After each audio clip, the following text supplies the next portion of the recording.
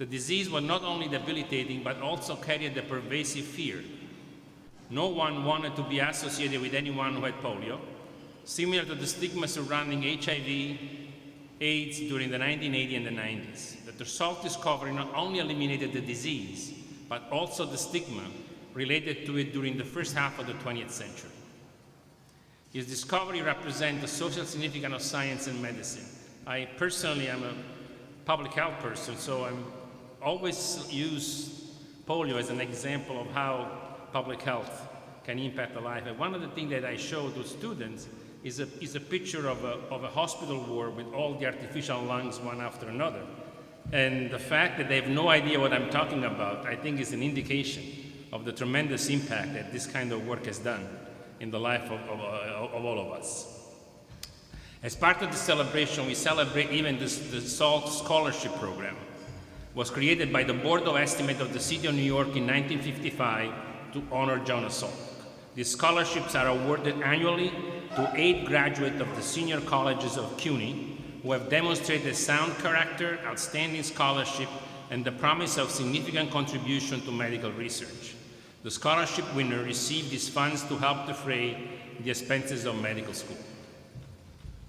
Let me start by recognizing some special guests. The first one is Dr. Peter Salk, eldest son of Dr. Salk, his wife Ellen, and as well as their son Michael. Thank you for coming. Then we have Dr. Arnold Melman, a City College alumnus and a graduate of the class of 1962. He himself was a Salk Scholar and now serves as the chair of the Salk Scholarship Selection Committee. He's a practicing urologist in Manhattan and professor in the Department of Urology at Albert Einstein. From the Marshall Dimes Foundation, we have Dr. Jennifer House, the president, Dr. Michael Katz, senior advisor of the Transdisciplinary Center programs, and Mary Wingfield, special assistant to the president. From the Salk Legacy Foundation, we have Catherine Hawk, who I worked with over the past few months to organize a symposium. Dr. Ian James, executive assistant, Office of the Vice Chancellor of Students Affairs at CUNY. Mr. Casey Murrow, director of the Vermont Learning Collaborative. His father, Edward Murrow, was assistant director of the Institutes of International Education funded by City College professor Stephen Duggan. In 1955, Casey's father introduced Jonas Salk to the world on CBS and interviewed him on the day that the success of the polio vaccine clinical trial was announced. They became very close friends and conferred on many issues, including the establishment of the Salk Institute in California. We have one scholar, a Salk scholar joining us today, Catherine Chen from Brooklyn College, and she's now a medical student at SUNY Downstate. We are fortunate to have with us today the finest array of distinguished experts in the field of infectious diseases and also in the social sciences as we discuss our topic of polio, vaccine, and infectious disease science, history, and social significance. Our other guests includes Dr. David Goczynski from NYU, Director of the Division of Humanities, Department of Medicine at NYU Langone Medical Center. Dr. Peter Salk, I already mentioned, is the president of the Jonas Salk Legacy Foundation. Dr. Walter Ornstein, Professor of Medicine, Pediatrics, and Global Health, Associate Director, Emory Vaccine Center and Emory University, and a City College alum. Dr. John Robbins, Honorary Medical Professor at Sophie Davis and past Chief of the Laboratory of Development and Molecular Immunity at NIH, and Dr. Vincent Raccaniello from Columbia University. Let me just say one more, that actually as we celebrate Dr. Salk, it is really interesting to know that about 2 weeks ago, another alumnus of City College won a Nobel Prize in Medicine and Physiology, Dr. O'Keefe, who is actually the 10th Nobel Prize winner of City College alumni. So I believe that we correctly boast the fact that we have the largest number of alumni who have received Nobel Prize of all the public institutions in this country.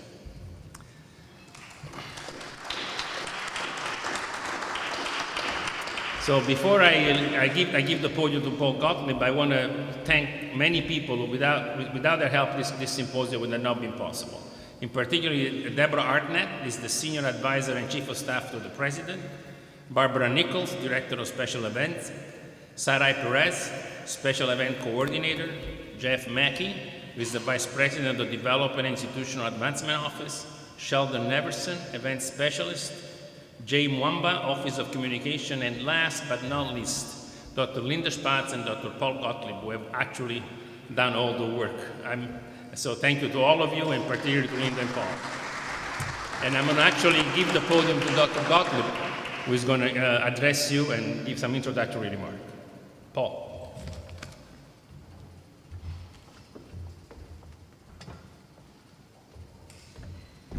Well, Linda Spatz and I would like to thank you once again for joining us today in this celebration of Dr. Salk. And I'd like to start out with a few words about his association with City College and what we believe he took away from his education here at City College.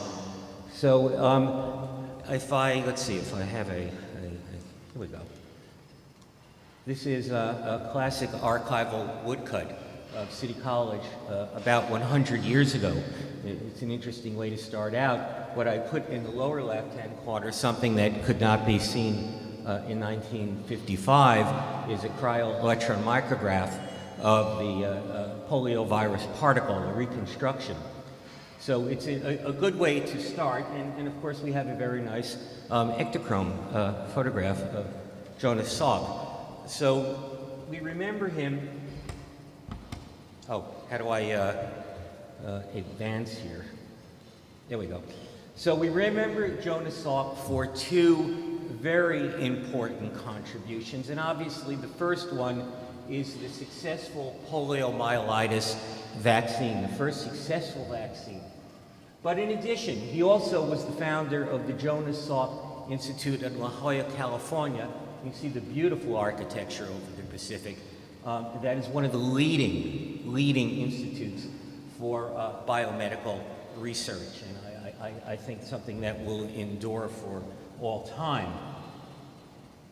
Now, if I were speaking to the clinical students in our physician's assistants or medical school classes, I would say polio progresses in the following way, a little dry, and it would sound like this, the clinical progression. The infection begins with ingestion by the fecal-oral route of one of three serotypes of the virus. The initial replication takes place in the oropharyngeal mucosa and the intestinal mucosa. The virus can be found in the throat and shed in the fecal material. The virus then spreads through the lymphatic system, perhaps the tonsils, maybe the Peyer's patches, and finally it goes into the blood, and we call this viremia. The viremia response is responsible for hematogenous spread to the central nervous system in some instances. And if we look at the polio infection rate, we say the majority of polio infections either are subclinical or mildly, cause a mild illness, and this is a seroconversion. Essentially, a seroconversion would be a natural inoculation. But only 1 to 2% progress to central nervous system illness and paralysis. So you would say to yourself, well, that doesn't sound all that bad. However, if we look at the archival photographs, this is what it translates to on the human scale, and I think this is significant. We can see an archival photograph of respirators. We called them iron lungs in those days. There are long ones for adolescents and adults, and there are short ones for children. Here must be a designer case for an infant. Now, this is a very frightening instrument and a very frightening thing to be confined to when the respiratory muscles and the diaphragm is paralyzed during the illness. In many instances, patients stayed in these apparatus for a very long time. You had to look at the world through something like a periscope, a mirror-type apparatus mounted here. Now, even presidents can get polio. It's considered the illness of the 20th century, and this is Franklin Roosevelt, of course, and he's sitting, I believe, at Warm Springs prior to entering the presidency. A very powerful man, physically powerful man, but you can see there's significant weakening of his legs from the illness. However, even in the 19th century and earlier, this illness was identified, and this is a classic. If you've heard of Ewart Muybridge, a photographer, he used many names, including Helios, but he designed the precursor to the moving film. This is sequential photographs of a child who's severely impaired by a polio infection. And indeed, these are unsettling photographs. And seeing this, and of course, people of our age, no family, I think no family was untouched by this illness. One of my own earliest recollections is my cousin spending a year in a body cast from the illness. It was very, very frightening. So if we return to Jonas Salk and his early life, and we segue to City University, as many others, he was a first-generation American, and his parents immigrated from Russia. His father, Daniel, worked as a clothing designer in New York City's garment district, a common position for Jewish immigrants at that time. His mother, Dora, according to biographies, encouraged her three sons to succeed. I'm sure both parents did. And Jonas, of course, went into biomedical research. Herman, I understand, a veterinarian, and Lee, a psychologist. So these are accomplished people. And City College of New York is responsible, greatly responsible for this. What is City College of New York? First, Jonas Salk attended Townsend Harris High School, which was the prep school for CCNY. Indeed, the building itself was located in the very building now occupied by the Sophie Davis School of Biomedical Education. The school was named for the 19th century diplomat and CCNY founder, Townsend Harris, whose portrait is in the lobby of our building, and it was an intensely competitive 3-year and accelerated program, virtually guaranteeing that any one of the students could enter City College. Not that all did, but many did. Now, Jonas's activities, when we look at the yearbook, the Crimson and Gold, suggest many activities. He was in the Information Bureau. What's that? We didn't have screens in those days. We didn't have displays. Somebody had to put up the bulletin boards and indicate what it was that was going on at the school, and he was quite active in that. He worked in the Stadium newspaper. One of the newspapers was called the Stadium. He actually is listed as the treasurer, which is fine. Somebody has to pay the bills. When Townsend Harris, for a variety of reasons, moved from this campus in 1932 to Baruch College, and they took 3 floors in Baruch College, Jonas worked in traffic control. Very important. You were now in a crowded neighborhood. There was traffic. Students had to be careful. So he worked there. And most interestingly, he was in the current History Society, indicating a broad-ranging interest. Here's Townsend Harris, the Townsend Harris building 100 years ago. This is our Linda and I. That's our office 100 years ago. So I find that an interesting shot to look at. Jonas graduated, and you can see that he is listed as living at H53 Elmer's Place, the Bronx. We now have Google Maps. I took a look. This might very well be the building that he first grew up with. Quite a commute to come down to Townsend Harris. So this represents great effort. Now, City College itself was the first public college in New York City. It was a unique tuition-free college dedicated to higher education for young men of New York City. It was a different time. The college was academically excellent, and still is. And it was known in common parlance as the poor man's Harvard. And I think that was an earned reputation. It was really good. And we always say, or I like to say, or we did say in the Bronx, that if Yankee Stadium was the house that Babe Ruth built, City College in many ways is the house that the philosopher Morris Raphael Cohn built, and we'll meet him again in another slide. Famous philosopher throughout the world, a friend of Albert Einstein, lectured from this very podium in this very room many times. Now, Professor Cohn, in his biography, A Dreamer's Journey, mentions in regard to City College that here is the front line of the struggle to liberalize education and democracy. And that was true then, and it's true now. So this is Morris Cohn, but this is the face attached to the bust in front of the Cohn Library. Morris Cohn. And he was a practitioner of the Socratic teaching method. That meant he didn't get up and lecture, he sort of challenged. He challenged the students, and it was a rough class, but he was a beloved teacher. It was hard to get into the class. In fact, he was honored in 1927 by many people, including Bertrand Russell, Albert Einstein at the Astor Hotel, as one of the greatest philosophers in the United States.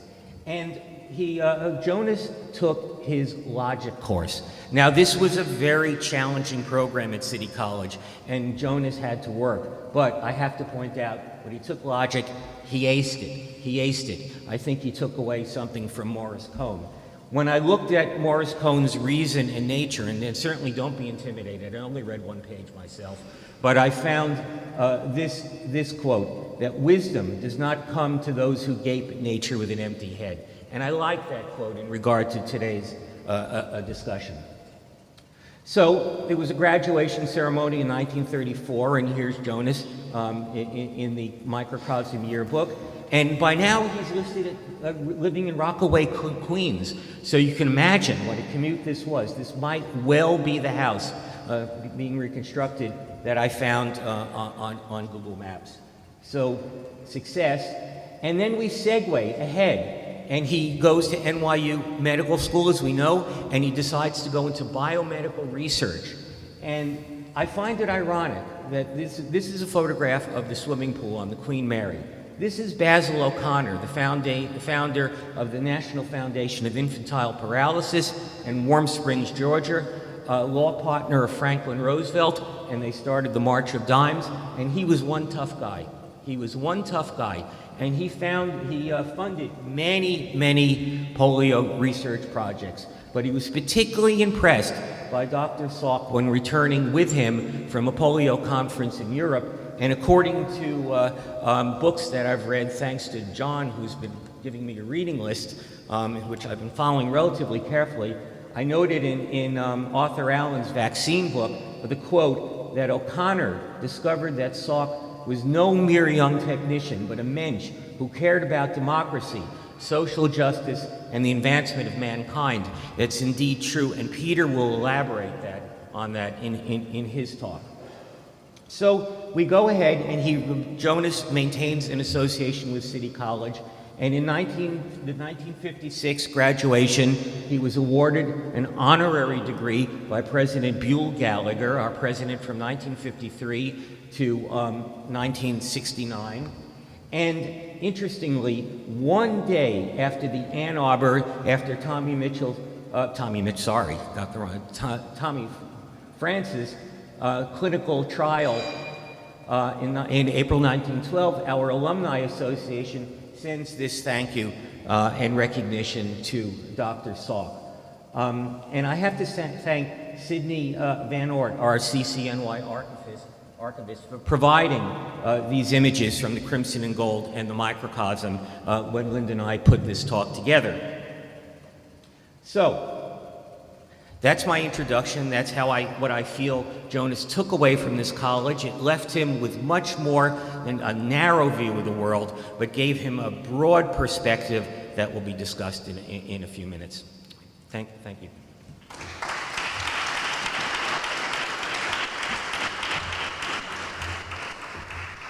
Oh, yes, sorry.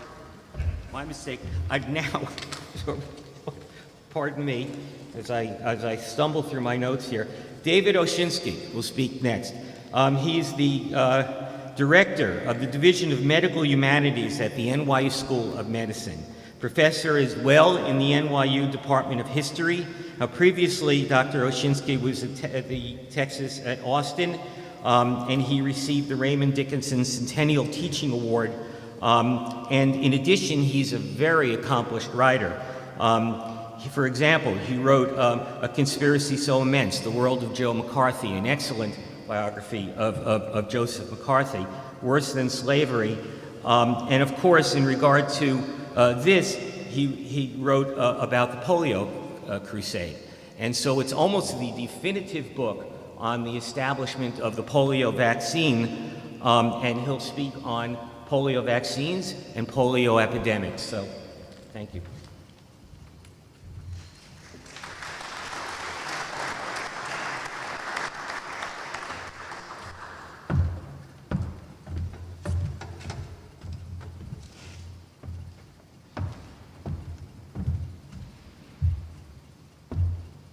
Thank you very much. I have no slides or notes. I'm just going to talk a bit about polio and what it meant to Americans in the 1930s and 40s and beyond.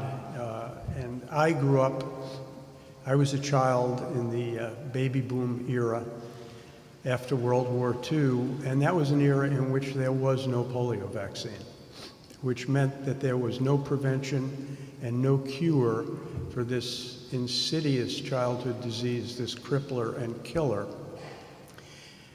And every summer, like the plague, polio would descend on communities in the United States. And I can remember very well newspapers, New York City newspapers where I lived, having box scores of the number of children who were brought into city polio wards. They would close the beaches, they would close swimming pools, they would close bowling alleys and movie theaters for young people. We simply weren't allowed to hang out in crowds.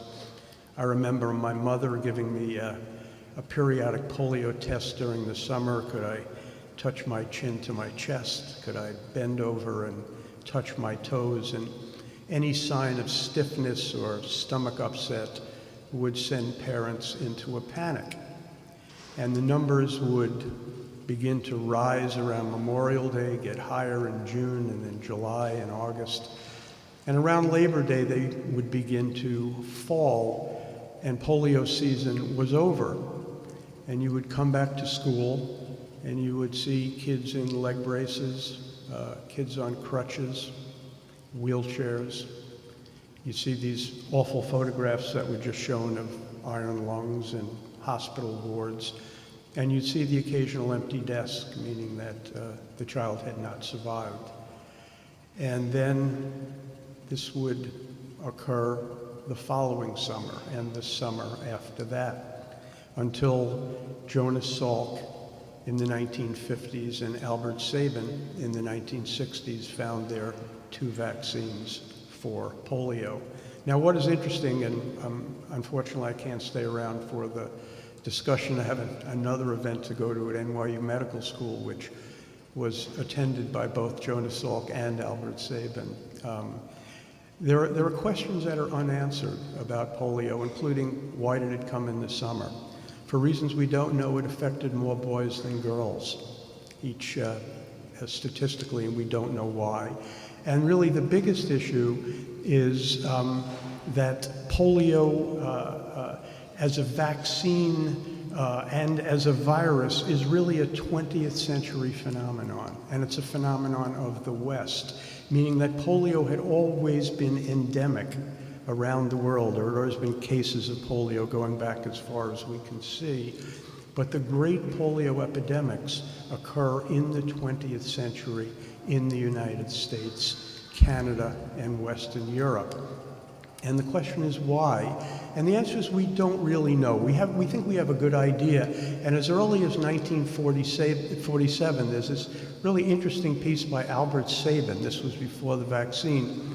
And Sabin talks about the issue in 2 ways. He says he's certain that sugar is responsible for some of this. In other words, that the more sugar intake you have, the more likely you are to get polio, which of course is not true.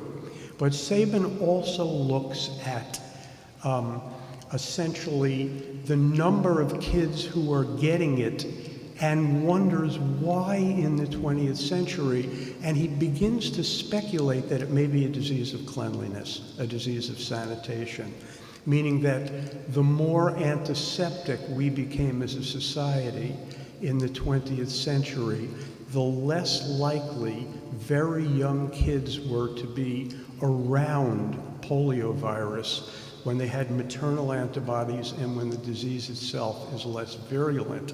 So what you see in the 20th century are not only the numbers of kids getting it going up, but the age is also expanding. People are getting it at an older age. And this may have something to do with America as a more sanitized, in the Western world, as a more sanitized society. Now, as all of you know, the most famous polio survivor is Franklin Roosevelt. And it was Franklin Roosevelt who began the National Association for Infantile Paralysis, National Foundation for Infantile Paralysis, and the March of Dimes. FDR got the disease at the age of 39. This big, strapping, aristocratic man with all the best medical care imaginable comes down with a disease called infantile paralysis. And I remember my editor said, well, why did FDR get polio? And my answer was, he was unlucky. And I remember my editor saying, you know, we're going to need more than that. Unlucky just isn't going to cut it. Is there anything you can do? So I'll talk very quickly, I made this timeline. And FDR had been homeschooled for much of his life and spent his early years in Hyde Park on the estate, and had very little contact with other children, and therefore had come into little contact with children's diseases. But once he goes to prep school in Harvard and Columbia Law School, he begins to get every imaginable disease. He's like a medical encyclopedia, and actually comes down with a very serious case of pneumonia during the influenza epidemic of 1918, 1919 that almost kills him. To make a long story short, in 1920, as you history buffs know, FDR runs for Vice President of the United States on the Democratic ticket. He's a great campaigner, but it's not a Democratic year. Indeed, it's not a Democratic decade. And FDR goes down to defeat, but the Republicans see him as a real comer and are kind of out to destroy his political career. And one of the things they do is to subpoena FDR to come down to Washington in the brutal summer heat of 1921, to answer questions about homosexuality in the Navy. FDR, as some of you may know, had been an assistant secretary of the Navy during World War I. It was a bogus investigation, but FDR spends 3 days in the brutal summer heat of Washington, and my feeling is his immune system may have been compromised by that. He then goes back to Hyde Park and, among other things, takes part in a Boy Scout jamboree. And one of the last photographs we have of FDR walking unassisted is with his arms around young Boy Scouts. That may have been where he contracted the virus.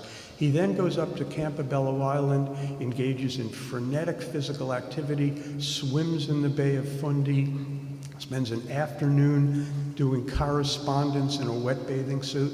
You know what my mother told me about chilling is true. It can lower your immune system. And the next morning, he wakes up with a full-blown case of polio that will paralyze him for the rest of his life from the waist down. So that was sort of my timeline. Washington, Hyde Park, the Boy Scout jamboree, frenetic physical activity, which can, when the virus is around, can further lower your immunity, and polio. Is that what happened? You know, my kids always tell me it's my story, and I'm sticking to it. That's about the closest I can get. But what is important is that FDR then decides that he is going to spend much of his life trying to find the cure and the prevention for polio. And we have March of Dimes folks over here, and they really were the engine that drove this campaign.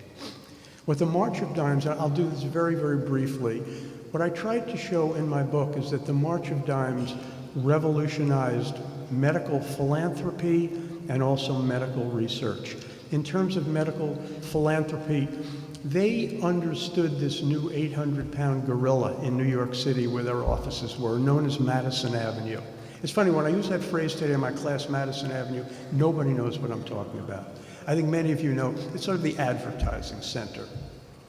And they really hooked on to these people in a way to sell polio to the American public. And until the March of Dimes comes along, the campaign, the strategy when fighting a disease had always been get a couple of very wealthy donors, have them sponsor what has to be sponsored. The March of Dimes turns this on its head. It doesn't want big donations from the few.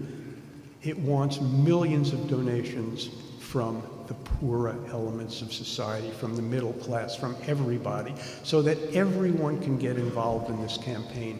No one is too poor to give a dime to help a kid walk again. And it's a tremendous strategy, and the March of Dimes they're the first ones to use poster children. They're the first ones to use celebrities. They're the first ones to use the Mother's March on Polio. My mother was part of that, as were millions of volunteers across the country. You look at Susan Komen, you look at Jerry's Kids. This is the playbook that was used. In other words, everything comes out of the March of Dimes. How did it revolutionize medical philanthropy? Well, it obviously set up a top-flight virology committee, and they had to answer certain questions. How many strains of the virus are there? How does it travel through the body? How do we produce enough safe polio virus to put into the arms of millions of children? This virology committee is very, very good. And the beauty of the March of Dimes is that unlike so much of what's going on elsewhere in medical research, they go for the most ambitious, smart, aggressive researcher. They don't care about gender, they don't care about religion, they don't care about whether the person comes from Harvard or the University of Cincinnati. They just want the best. So at a time when there's tremendous anti-Semitism in the medical community, two of the largest grants go to Jews. Jonas Salk at the University of Pittsburgh and Albert Sabin at the University of Cincinnati. And, they're both wonderful. And indeed, Pittsburgh's a world-class medical facility today, but it wasn't in the 1940s. It wasn't Johns Hopkins. It wasn't Harvard. It didn't matter. And it's no secret for me to tell you that Dr. Salk and Sabin were fierce competitors, but the March of Dimes made them work together, which was very important. I'll tell you as an aside, at a time when there was even more discrimination against women in medical research, two of the most important March of Dimes grants went to women. Dorothy Horstman at Yale, who was the one who figured out how polio traveled through the body, and Isabel Morgan at Johns Hopkins, who really was working on a killed virus injected vaccine before Dr. Salk was. The question I'm always asked is, why did she come in second? And again, the answer is, Isabel Morgan had to make a choice that women had to make in those days and to some degree had have to make today. She, at the height of her research skills in the late 1940s, even though she had March of Dimes money, she had been working at the Rockefeller Foundation. She was getting very poorly funded grants from Rockefeller. She was getting no promotions because she was a woman. She had bad lab space. So she went to Hopkins with March of Dimes money and began working on this vaccine. And in 1949, at the very height of her research skills, she made that decision. Women have to make. She decided to marry and raise a family and left polio research forever, never to return. What you can say is that I don't know whether we'd be talking about a Morgan vaccine today rather than a Salk vaccine, who knows? But Isabel Morgan blazed the trail that Jonas Salk took to completion. And that was the beauty of the March of Dimes. They just went for the best person. They also were the ones who thought up the notion of certain kinds of indirect grants, indirect costs and grants, which were vitally important. In 1940, Thomas Enders from one of the Boston hospitals and Harvard got a $50,000 grant from the March of Dimes. He loved it. Harvard turned it down. And the March of Dimes said to Harvard, why are you turning this down? And Harvard said, well, we like the 50,000, but who's going to pay to light Dr. Inder's lab and heat it? And who's going to pay for the glassware and the security and the monkeys and the chimpanzees that this guy's using up like a crazy person? We can't do it. And what the March of Dimes did was to go back and to figure out a way in which the person not only got the grants, but the indirect costs of that grant were supplemented by March of Dimes money. Would someone else have thought of it? Sure, but the fact is that the March of Dimes did, and it really helped the process. Make a long story short, by the early 1950s, Jonas Salk was ready to test his killed virus-injected polio vaccine on a massive scale. And what the March of Dimes did was to decide upon a double-blind study where you'd have controls, but you'd also have half the kids getting 3 doses of the real vaccine and half the kids getting 3 doses of a placebo look-alike.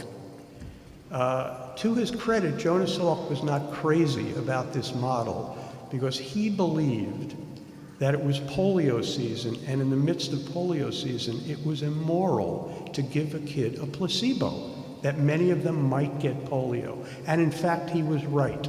But the March of Dimes decided that this must pass scientific muster. And Tommy Francis, who was mentioned previously, was the man who really talked Jonas Salk through this and did a wonderful job. Well, can you imagine today in our world of a growing anti-vaccine movement, having the parents of America line up more than 1 million children for a vaccine no one is certain that it's safe? Salk is. No one is certain how well it will work. And yet people were, like me, children, were entered into this biggest public health study in American history, and it remains so. And the question really is why. And one is that the public had enormous faith in medical science at this time. It had great faith in Jonas Salk and the March of Dimes, and that was great. Parents at that time also had a much greater sense of risk versus reward. And by that I mean they had seen polio every summer. They saw the consequences of this disease, the wheelchairs, the iron lungs, the leg braces, the deaths of children. It was a no-brainer for them. The vaccine was far more important and a much lower risk. And they were right. Today, people in the United States don't see polio because the vaccine works so well. And they're much less likely to want to vaccinate their children. And that is a big mistake, which hopefully the panel can talk about later. It took a full year to get the results of Jonas Salk's experiment. And in 1955, as was mentioned in Ann Arbor, Michigan, in this wild press conference, word came down that the vaccine was safe and potent and effective. And it was a national celebration took place. President Eisenhower invited Jonas Salk and the Salk family and Basil O'Connor to the Rose Garden, where he thanked in very emotional terms Jonas Salk for saving the children of America. What a moment. What a moment. I will say, since there is much more to the story, and I have to very, very briefly, there was a rival, and that rival was Albert Sabin, and he was working on a live virus oral polio vaccine that he was certain was better than Salk's vaccine. And he was not shy about telling the public that that was the case. But Albert Sabin could not test his attenuated vaccine in the United States because so many kids had taken the Salk vaccine. So in one of the great stories of the Cold War, he was given permission by the State Department and by the Soviets to go over and to test his vaccine in Russia and in Eastern Europe. And this was no double-blind study. They just lined up 70 million kids and gave them that vaccine. You look at Sabin's letters, they're very interesting. He loved being over there. He said, my God, he said, you tell these people to show up at 9 o'clock in a straight line, and there they are. You know, Stalin obviously had something to do with this, but in any event, 70 million kids took the vaccine. He came back with startlingly good results. I think in some ways probably too good, but by the early 1960s, Sabin's vaccine had begun to push Salk's vaccine off the market, certainly in the United States and the West. And Albert Sabin was less than generous, I think. He was in some ways a zero-sum game player, a brilliant scientist, but it was not enough for him to win. To some degree, I think Jonas Salk also had to lose. You know, today, as many of you know, Albert Sabin is seen as the scientist, and Jonas Salk is the people scientist. And the way I always describe that is you'd have to check on this, but I'm quite sure at the end of the 20th century, Time magazine did a sort of a study of the 100 great minds of the 20th century. And on the cover, if I can get it right, is Albert Einstein is on a couch being psychoanalyzed, and on the wall behind is a portrait of Jonas Salk. Those are the three people they chose, which is quite amazing. Albert Sabin pretty much blackballed Jonas Salk from the National Academy of Sciences, which was a scandal, the father of the polio vaccine, not being a member. Jonas Salk was amazing, though. He was once asked, do you feel bad you never won the Nobel Prize? And Salk said, you know, I don't feel that bad because most people think I did win the Nobel Prize. To make a long story short, Albert Sabin's vaccine cut, along with Salk's, but Sabin's alone in the United States, cut the numbers down from 50,000 to well under 50. There was only one problem with Albert Sabin's vaccine, and that was that in a very small percentage of cases, the virus in the vaccine reverts to virulence, and you can get polio from the Sabin vaccine itself. So you could never get the numbers down to zero. And in the 1990s, as many of you well know, the United States went back to a juiced-up version of the Salk vaccine, the inactivated, injected vaccine, and that is what we use in the US today, and we haven't had a case of polio in many years. Let me say finally that polio is gone here, although it's only a plane ride away, but it still haunts areas, remote areas of the world, the leaders being Nigeria, Pakistan, and Afghanistan. India is now polio-free in one of the most remarkable campaigns in human history.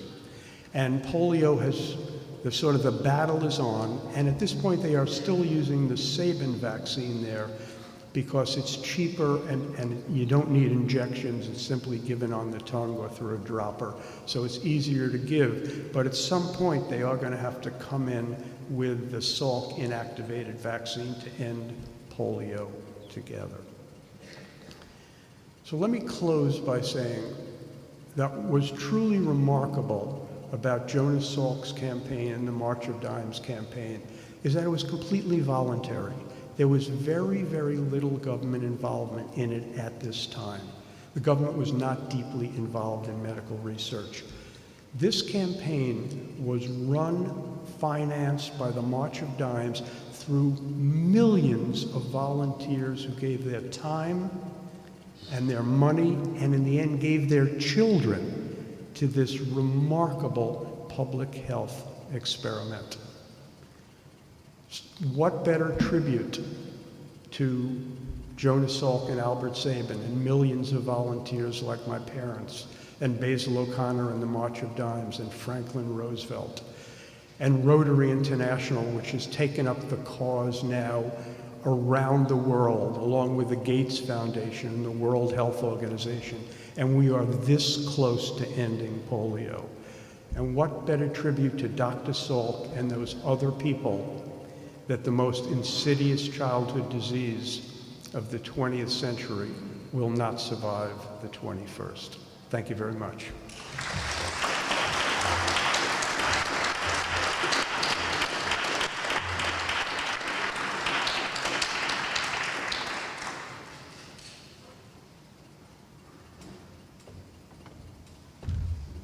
Our next speaker is Peter Salk, son of Jonas Salk. He graduated Phi Beta Kappa from Harvard University in 1965 and from Johns Hopkins University of Medicine in 1969. Trained in internal medicine at the University Hospital of Cleveland, and then worked in his father's laboratory at the Salk Institute from 1972 to 1984. He conducted research on biology and immunotherapy of cancer and autoimmune diseases and strategies for vaccine production. From 1991 to 1995, he worked with his father on a project to develop an inactivated vaccine for HIV infection, and subsequently worked on the introduction of AIDS treatment programs in Africa and Asia. He's currently president of the Jonas Salk Legacy Foundation, and he's devoting his attention to educating the public regarding his father's work and extending and applying his father's vision to help address humanity's challenges and opportunities and philosophy. So Peter will describe Jonas Salk's legacy, vaccines, biomedical research, and social philosophy. Thank you.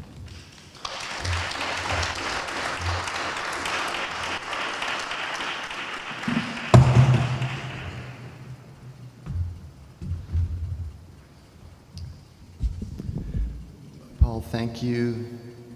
Thank you, City College of New York, for having this event, Mauricio, all of the others that you have mentioned, and Linda for the organization, and Caitlin, thank you for everything that you've done to stimulate activities of this sort around my father's centenary. And David Oshinsky had to leave immediately, but that was such a remarkable review, and to have, as David said, the people from the March of Dimes here is a particular pleasure. I must say that I wasn't prepared for the experience that I had this morning of walking into this building. I've never been to City College before. Of course, I knew that this was where my father had gone to college, but to be in this building, the elevator wasn't working, to walk up those old stairs, to be in this remarkable room, it just fills me with a sense of what my father's experience actually was during those young years of his life. So I'm just so grateful to be able, for the first time, to step into this environment and, in some sense, to just have that direct feeling of what his life must have been back then. So I want to give a bit of an overview of my father's life, to give a sense of him as a person. Certainly there was a lot that he accomplished in life, but I want to just open up a sense of what was going on inside him during the time that he was with us. It would be 100 years if he were still alive on Tuesday next week. That would be the anniversary of his 100th anniversary of his birth. And he was with us for only 80 years of that time, but he left a lot behind. So this was my father at the time that he was at Townsend Harris. As a youth, even in his very early years, he cared about humanity, he cared about people. He wanted to do something to help people in the world. He didn't, at that point, he wasn't interested in science. He thought that he would study law, and his objective was to get elected to Congress, where he'd have an opportunity to help make better laws that would serve humanity's purposes. But then he came here, and he had an opportunity to take a chemistry course. I'll just say this was my father at his graduation from this institution. And that experience of the chemistry course changed his life. He was bitten by the bug of science, and that never left him. So that became his passion, what he wanted to pursue. He went on to medical school at NYU, as has been mentioned. And there he had another transforming experience, which was he was taking a course in microbiology, and the professor gave 2 lectures in sequence. The first had to do with vaccines against bacterial diseases, and 2 of those diseases were tetanus and diphtheria. What the professor said was that with these diseases, you can prevent the dangerous consequences by vaccines that are made by inactivating the toxins that cause the problems in those diseases. So an inactivated vaccine was a possibility then. But then in the next lecture, he said that when it comes to virus illnesses, diseases caused by viruses, you can't do that. You have to have a living virus in order to produce protective immunity. And my father just didn't understand that. He said to himself, both of these statements can't be true. So that was the seed that motivated him to then go on to study vaccines. Tommy Francis has been mentioned.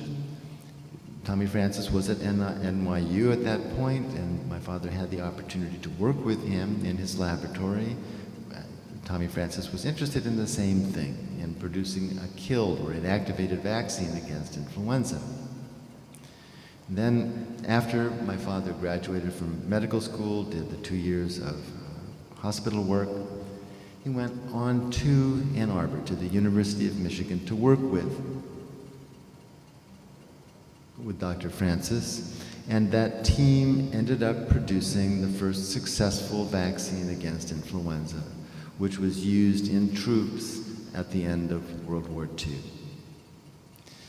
After that experience, my father was restless, wanted some independence, and accepted an offer to go to the University of Pittsburgh, where his intention was to continue to study vaccines, to continue to work on improving the influenza vaccine, to be working with adjuvants, materials to help boost the effect of vaccines.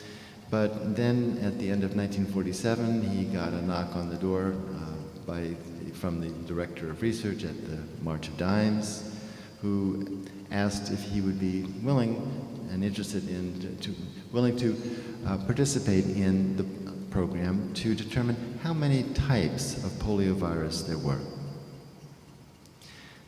This was then my father's introduction to the world of polio, which you've now heard about so well from David Oshinsky. He took on one part of the typing program. There were 4 different groups that were involved in that. He had his own angle. He always would see things, he would turn things around in his mind and see, as he put it later in his life, see the familiar from an unfamiliar point of view. So the establishment, Albert Sabin being among them, had a very specific way of going about doing this typing program, which was going to be extremely laborious. And my father looked at it and said, you know, we could turn it around backwards and shortcut the whole thing and get this done very quickly. But of course, the establishment wouldn't have that. So in his own laboratory, he did it both ways. He finished the typing program in less than a year, but then had to complete the next 3 years of doing it the way that it had been prescribed to be done. And at the end of that time, the groups that were involved came to the conclusion that indeed there were only 3 types of poliovirus, so you needed only to have 3 types of virus in a vaccine. My father, in this work, had pulled together a very potent, powerful team of researchers whose collective efforts were essential in producing the vaccine. With this, and that work was continued to be funded by the March of Dimes. In 1952, the first human tests were conducted at the Watson Home for Crippled Children, as it was then known, in which the inactivated virus was administered at first to children who already had experienced polio caused by that same type of virus. That was a safety precaution. And after those initial tests showed that the inactivated virus would boost the immune response, then the tests were extended into kids who had not had polio of that type, and then children who had not yet had polio at all. Tests were expanded in the city schools in Pittsburgh, and then, as you've heard, this huge experiment, 1.8 million children, the national field trial organized and conducted by the March of Dimes, with the results announced on April 12th of 1955 at the University of Michigan by Dr. Francis, who was responsible for, it's interesting how people come back in one's life, and he was the person who was responsible for the final design and the long evaluation of the results, and made the announcement that indeed, as David has said, that the polio vaccine was safe, effective, and potent. Pandemonium ensued because, again, this was such an emotionally charged situation for people of this country. My father had thought that he would just go back from Ann Arbor, get back to his laboratory, back to his desk, and go keep going with work. And he really didn't understand what the consequences were going to be early on. And I have met now 2 people this morning who were personally engaged in this program. New York had wanted to provide a ticker tape parade and celebration, and my father did not want that. He said, take the money instead and use it for a scholarship program for people from these city colleges to be able to go to medical school. So 2 of the early recipients of that program are here with us today, Dr. Katz and Dr. Melman, if I'm remembering correctly. After the initial work on the vaccine, my father turned his attention to other things. He wanted to set up a new institute. He was thinking of an institute for experimental medicine that would be organized at the University of Pittsburgh.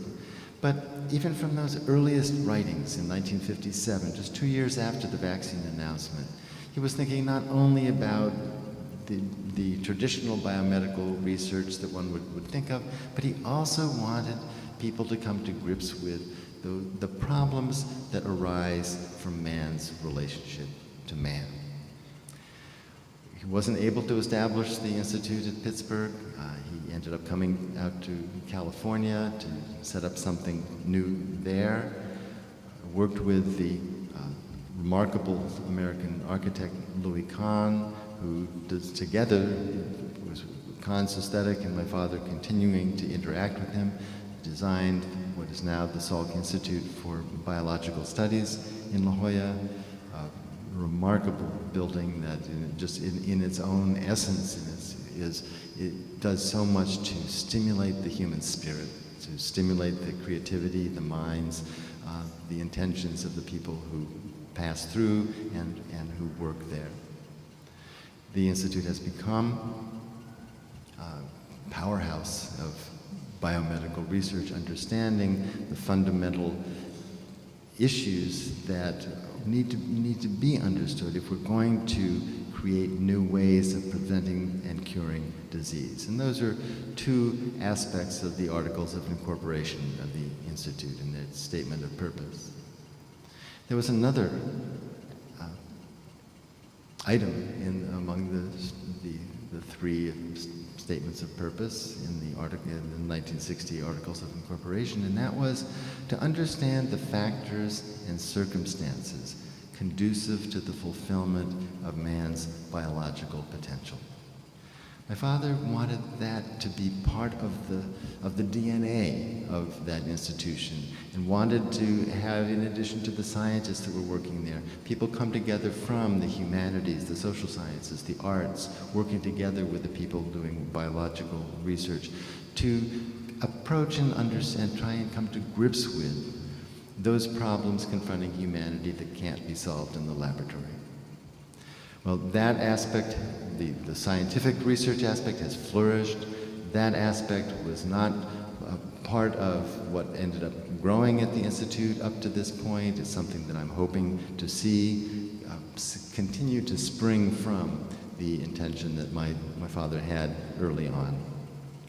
In his own research, my father focused on a number of different areas, and observations that he made even during the initial polio vaccine work led him to be thinking about, and this was the first of the papers that are shown up there, the immunological paradoxes. This was the kind of way that he was that he would think, to look at and to make observations and recognize that there were different parts of the immune system, that in a sense was like a seesaw, and you could stimulate one part and increase its activity, the other would go down, and vice versa. And he wanted to use the fundamental mechanisms that he was perceiving to help, on the one side, increase immunity against something that might be considered foreign, namely cancer, to boost immunity and help to reject this abnormal tissue.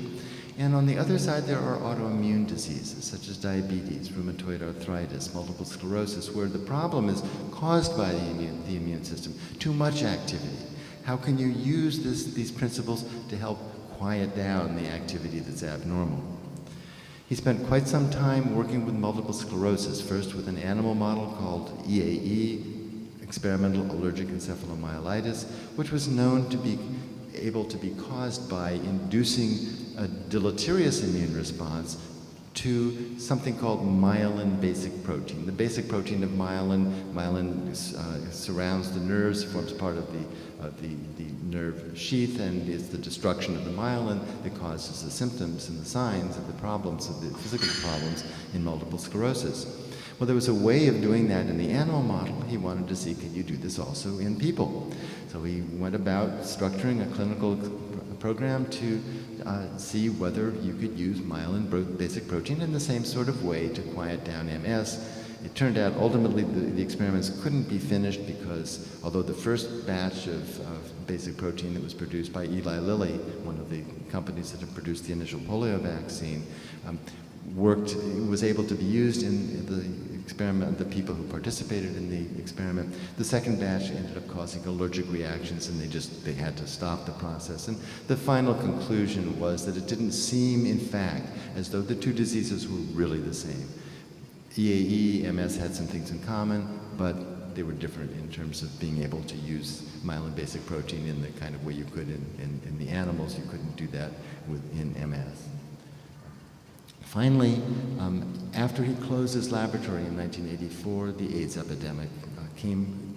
He was confronted with this directly and ended up thinking, well, why do we have to be looking at all the sorts of complexities? Why can't we just try the same old inactivated virus approach?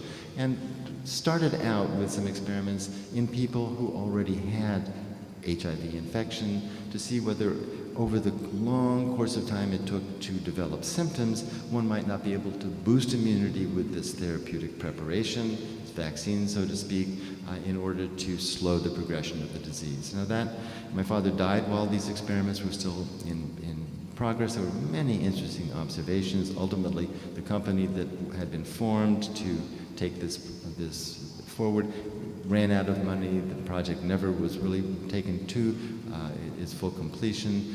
But looking back at the results of the 20 years of experiments, I did my own little so-called meta-analysis of the results that I had personally available, and they're very interesting, statistically significant results seen over the course of this whole span. So something still to pursue in my point of view.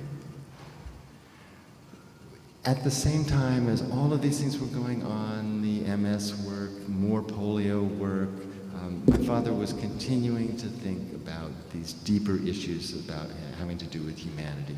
He wrote 4 books, the first being Man Unfolding, the second, The Survival of the Wisest, playing off the survival of the fittest words of Darwin, World Population and Human Values, A New Reality, written with my youngest brother Jonathan, and finally Anatomy of Reality, Merging of Intuition and Reason. I want to just give you a little flavor of the kind of thinking that my father did. This S-shaped curve was very important to him, the sigmoid curve, so to speak. It represented a fundamental principle in life. You can see this curve, for example, if you take a couple of fruit flies and put them in a box, feed them. Initially, there is a phase of exponential growth, where the population continues to double and to double and to double, but in the constrained environment, even with food, somehow the fruit flies know how to regulate their reproduction. And the curve begins to flatten and finally plateau. You see the same kind of thing if you take normal cells and put them into tissue culture. They'll grow exponentially in that same kind of way, and then as they begin to touch and there's contact inhibition, the population of cells again stabilizes. Well, humanity has gone through a very interesting period, a long, long time of stable population over millennia.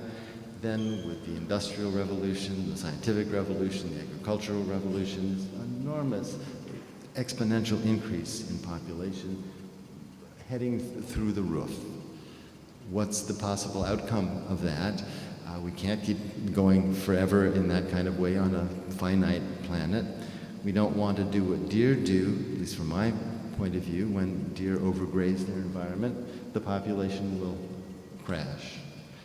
Can we somehow adapt ourselves to being able to follow this kind of trajectory? And what my father perceived was that there are different characteristics and qualities and attributes and behaviors that are associated with the two different parts of this curve. In what he referred to as Epoch A, it's a time when competition is dominant, when where growth is the predominant desire, where overcoming external constraints is what's sort of the fundamental motivation, where competition and sort of a self-centered attitude is more dominant. Whereas in this new reality, so to speak, that he felt that we were entering, having gone through a point of inflection where the curve now begins to bend, what's important is not growth, it's stabilization of growth. It's not overcoming external constraints, it's imposing self-restraints, where cooperation becomes more important than competition, where a mutual attitude, mutualism, is more important than is the self-centered attitude of individuals, families, nations, etc. Now, all of these characteristics are part of human nature. It's just a question of the change of emphasis from qualities and thoughts and attitudes and behaviors dominant in this period to a new set. Not new for human beings, but just changing the emphasis to a different set of values and behaviors. He also thought always in terms of evolution. And we tend to think of evolution in the biological sense, the Darwinian sense. So we tend to be concerned with biological evolution. But my father thought in terms of universal evolution. What happened from the time the universe came into being, however this might have happened.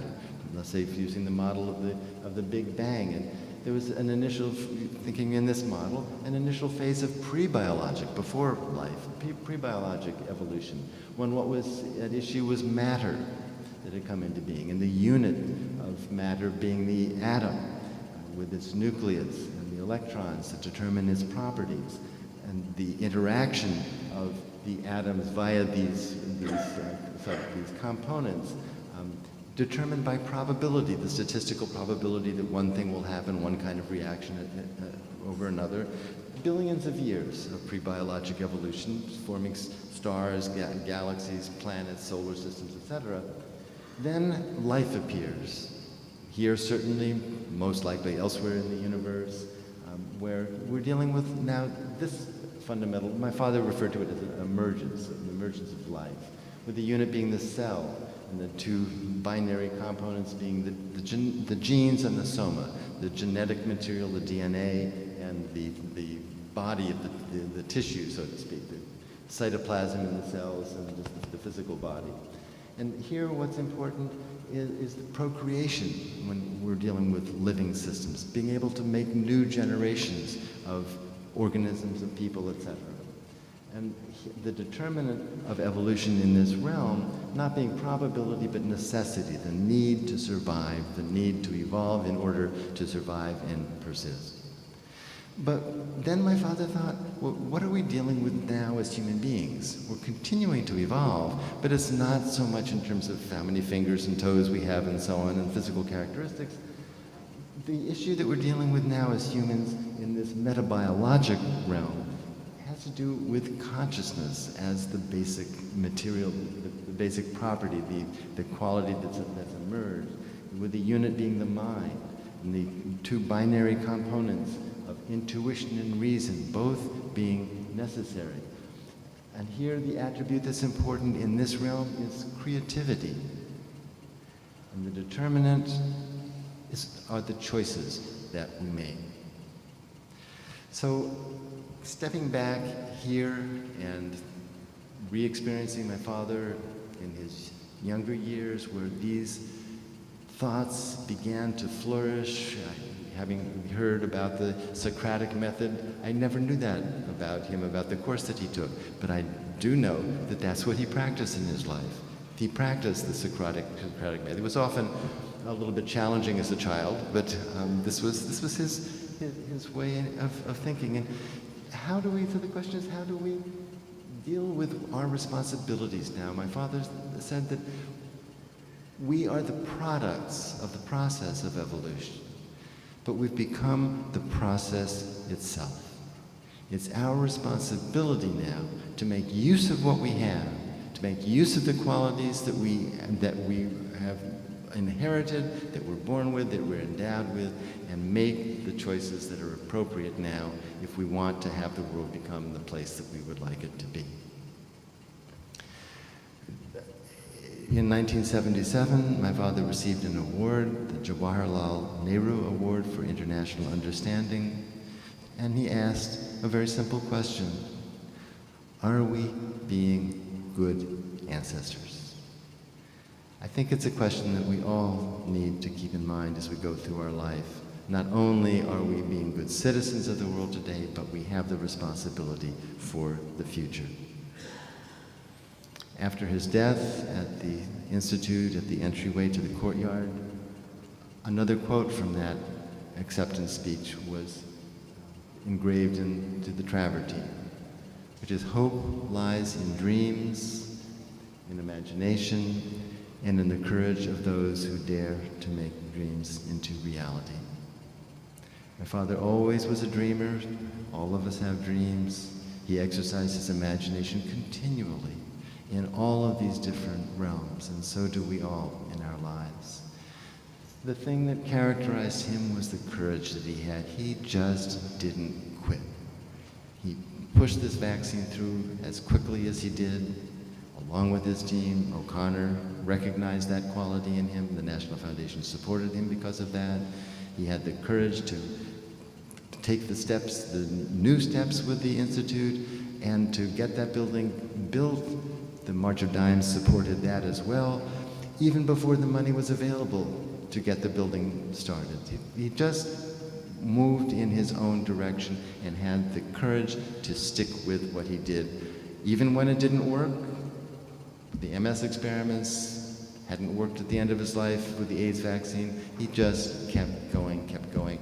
I think that we can look back at how my father lived his life, the way he thought, and in this moment of looking back and reflecting on his centenary of his birth, take something from how he lived and how he thought and how he felt, and use that to help guide us in our own lives. So thank you very much.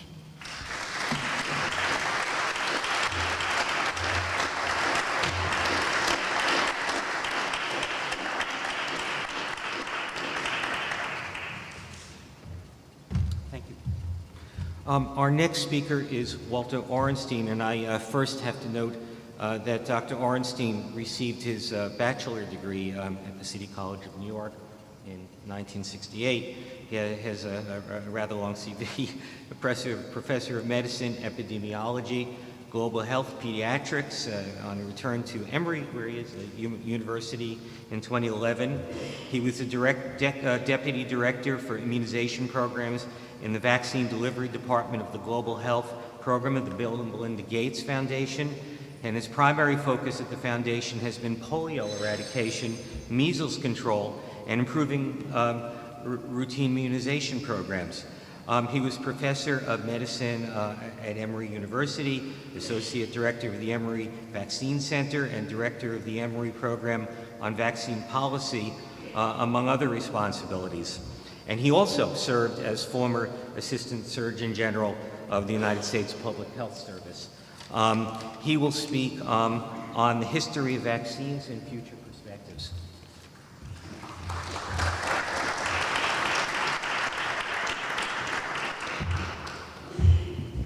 Thank you so much. It's an honor to be here today to honor Jonas Salk. It's also a special day for me since 50 years ago today, I was a freshman at CCNY and starting to get the education which formed the foundation for my career in medicine and public health. My topic is vaccine history and future perspectives, and I'll talk about the impact of vaccines, and not just polio, but a lot of the routinely used vaccines, how vaccines started, and the promise of the future that vaccines can deliver. This is a slide loaned to me by Sandy Rausch at the CDC, just showing a number of vaccine-preventable diseases or their complications, congenital rubella syndrome, representative numbers of cases during the 20th century, a typical year in the 20th century, generally before vaccination, not always, but generally.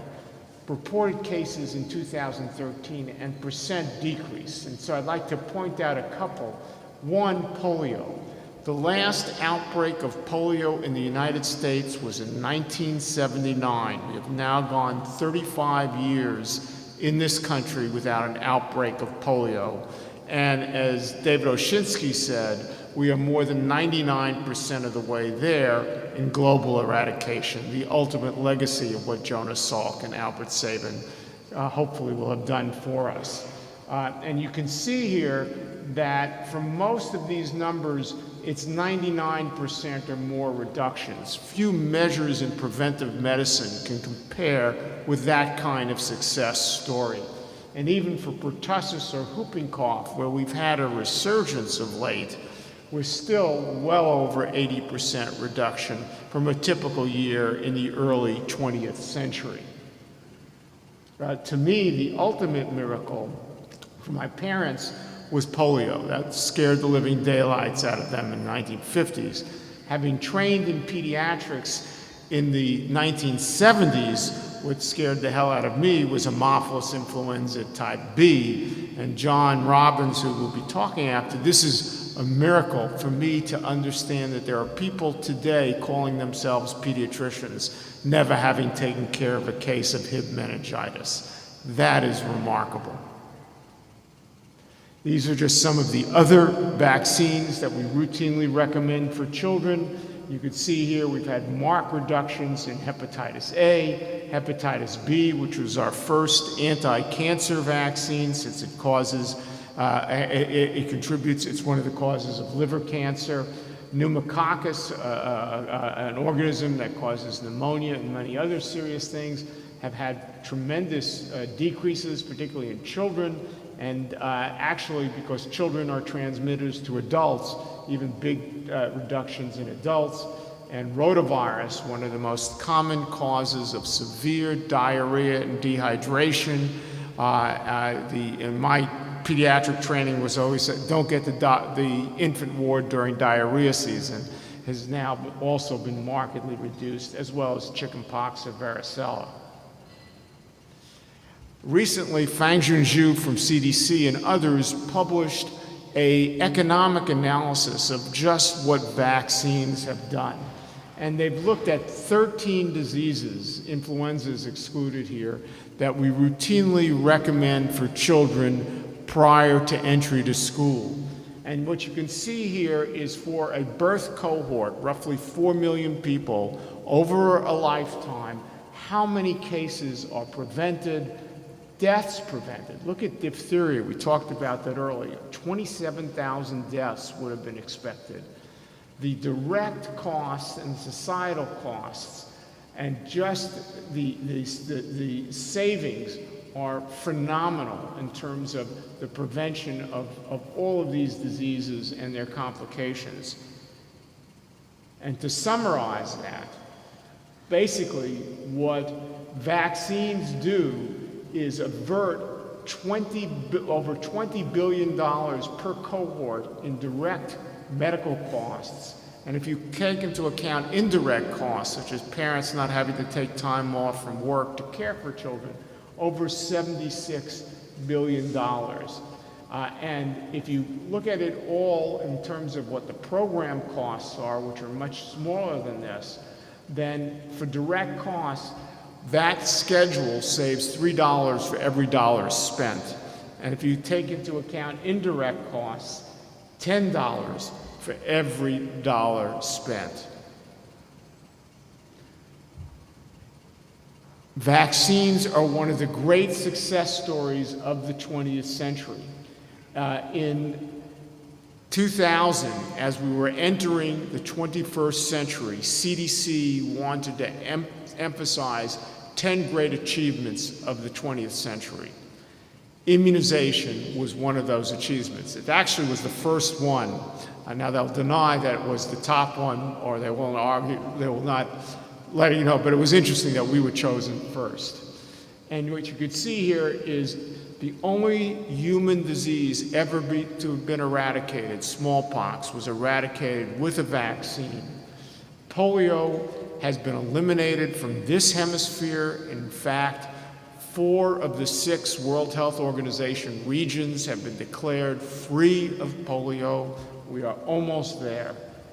Measles has been eliminated in terms of indigenous transmission in the Western Hemisphere, as well as rubella. Although this is the largest measles year in 20 years, we still get importations because other countries have not taken up the banner as well as we have so far. Another special thing about vaccines is the concept of herd or community immunity. The great majority of vaccines are what's known as person-to-person spread diseases. You have a transmitting case coming in contact with a susceptible individual, infecting that susceptible. Over a period of time, an incubation period, that susceptible becomes a transmitting case and is then capable of infecting other susceptibles. And this is known as a chain of transmission. When that transmitting case comes in contact with an immune individual, that chain is broken. So the goal is breaking the chains of transmission. And this is just a cartoon trying to explain herd immunity. Mathematical modelers can figure out how many cases the average transmitting case is able to infect. We can't infect infinite numbers of cases. And this concept is known as R0, or the basic reproduction number or rate. And basically what it says in this particular instance is if this person came in contact only with susceptible individuals, they're capable of infecting 4 people. Now, if they only come in contact with immune individuals, transmission ends. And so, in a sense, you don't have to have 100% immunity for most vaccines to stop transmission. So who are the people who are indirectly protected? Children who are too young for vaccination but still susceptible. People with legitimate contraindications to vaccination who can't be vaccinated. People who are not capable of making a good immune response. Vaccinated people are protected because no vaccine is 100% effective. They're very highly effective for the most part, but we generally don't know who's protected and who's not. By having high levels of vaccination, we indirectly protect them. And in a sense, we protect those who refuse vaccines, what might be called the freeloaders, who take advantage of community immunity. Paul Fine, in the vaccines textbook, put together a table of various vaccine-preventable diseases and their R-naught numbers. And there is a concept called the herd immunity threshold. The herd immunity threshold is calculated as R-naught minus 1 over R-naught. So let me explain it. The previous slide had an R-naught of 4, capable of transmitting to 4 people. If 3 of those people, R-naught minus 1, were immune, then that case would transmit to 1 case and you'd have a constant level of transmission. If you go above a 75% immunity in that particular instance, then the average case will transmit to less than 1 case and transmission dies out. And so what you can see here is for diseases like measles, we have a very high R-naught. Measles is your indicator disease for problems in your immunization program because you need a very high herd immunity threshold in order to stop measles. And so measles, when you see problems with measles, you got to worry about your whole immunization program. Polio has a very wide R-naught ratio, and that's because in places that have good sanitation, hygiene, lack of crowding, the force of infection is low. But in places in the developing world in particular where you have poor sanitation, crowding, poor hygiene, it can be very high. So it's very variable in what the immunity level needed is. And you can see here that diseases like smallpox are less contagious than one would have thought. And one of the biggest shockers is influenza, which Jonas Salk worked on. Why is influenza so contagious? Its R-naught on average is only about 2. But the problem with influenza is the virus changes and loads of people become susceptible. And we do a poor job with vaccination, and our current vaccines are not optimal. They're about 60% effective. The problem with influenza is if you have 100% susceptibles, its doubling time, that is generation to generation to generation, is only about 2 to 4 days, let's say 3 days on average, whereas measles is about 2 weeks. So in a 2-week period, with influenza, I'll have 2 to the 5th cases, or 32 cases with an R-naught of 2, whereas with measles, I'll have only 12 to 18 cases. But it also says if we could do a better job with vaccinating our population, if we have a 60% effective influenza vaccine, which is about what most average is, if we can get 83%, we can reach herd immunity thresholds for influenza. We just do a very poor job of vaccination. And I always like to say, vaccines don't save lives, vaccinations save lives. Vaccines that remain in the vial are 0% effective no matter what the clinical trial shows. And so we need to remember vaccines are tools, but unless we use the tools, we don't get the benefits. Well, the modern era of vaccination stays with this disease. This is actually from a postcard which I used to use when I worked on smallpox to search for cases. This is variola major, a terrible disease, about a 30% death to case ratio.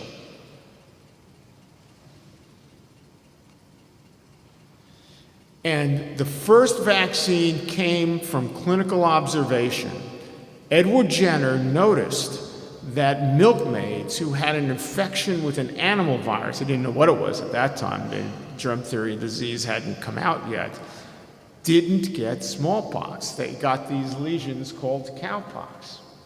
And so what he did, I'm not sure what kind of institutional review board he went through, but he vaccinated an 8-year-old boy, James Phipps, and then challenged him. Now this was an N of 1, an uncontrolled study.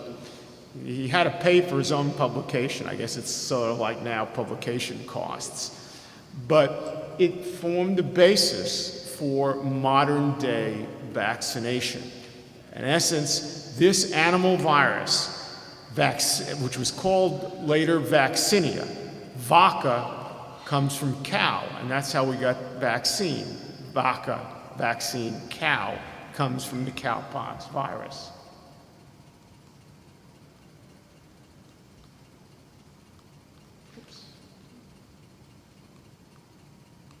Is there, for some reason, my slide is not. This one? Okay, thanks. This was Ali Malmalan. Ali was the last naturally occurring case of smallpox in Merka, Somalia in 1977. In 1980, the world was declared smallpox-free. And very interestingly, Ali Malmalan died recently, but he worked on polio and the polio eradication effort in Merka, Somalia before he died.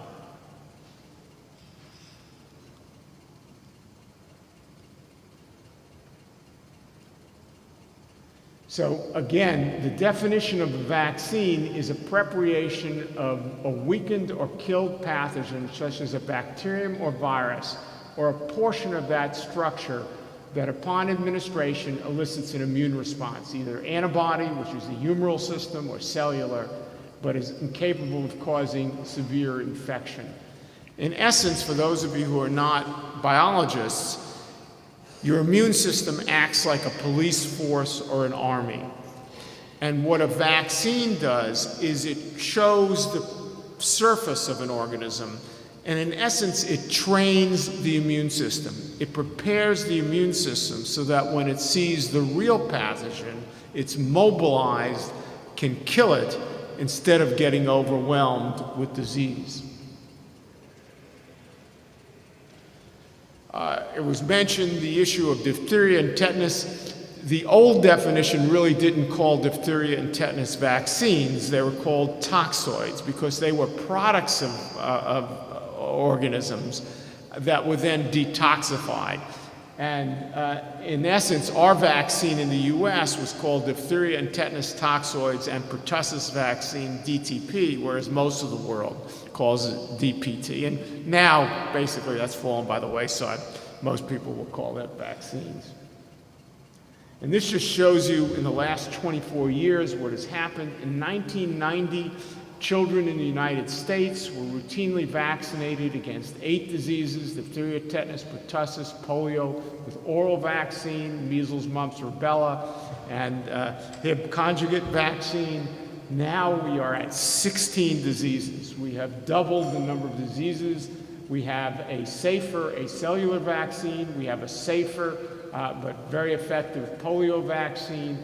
And then we have 2 anti-cancer vaccines, hepatitis B and human papillomavirus, pneumococcal disease, influenza, rota I mentioned, and meningococcal disease. So it's a remarkable story, and it's quite a dramatic change.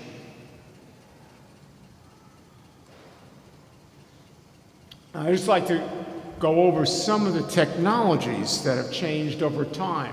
So the first vaccines, as I mentioned, were animal pathogens. Smallpox was cowpox.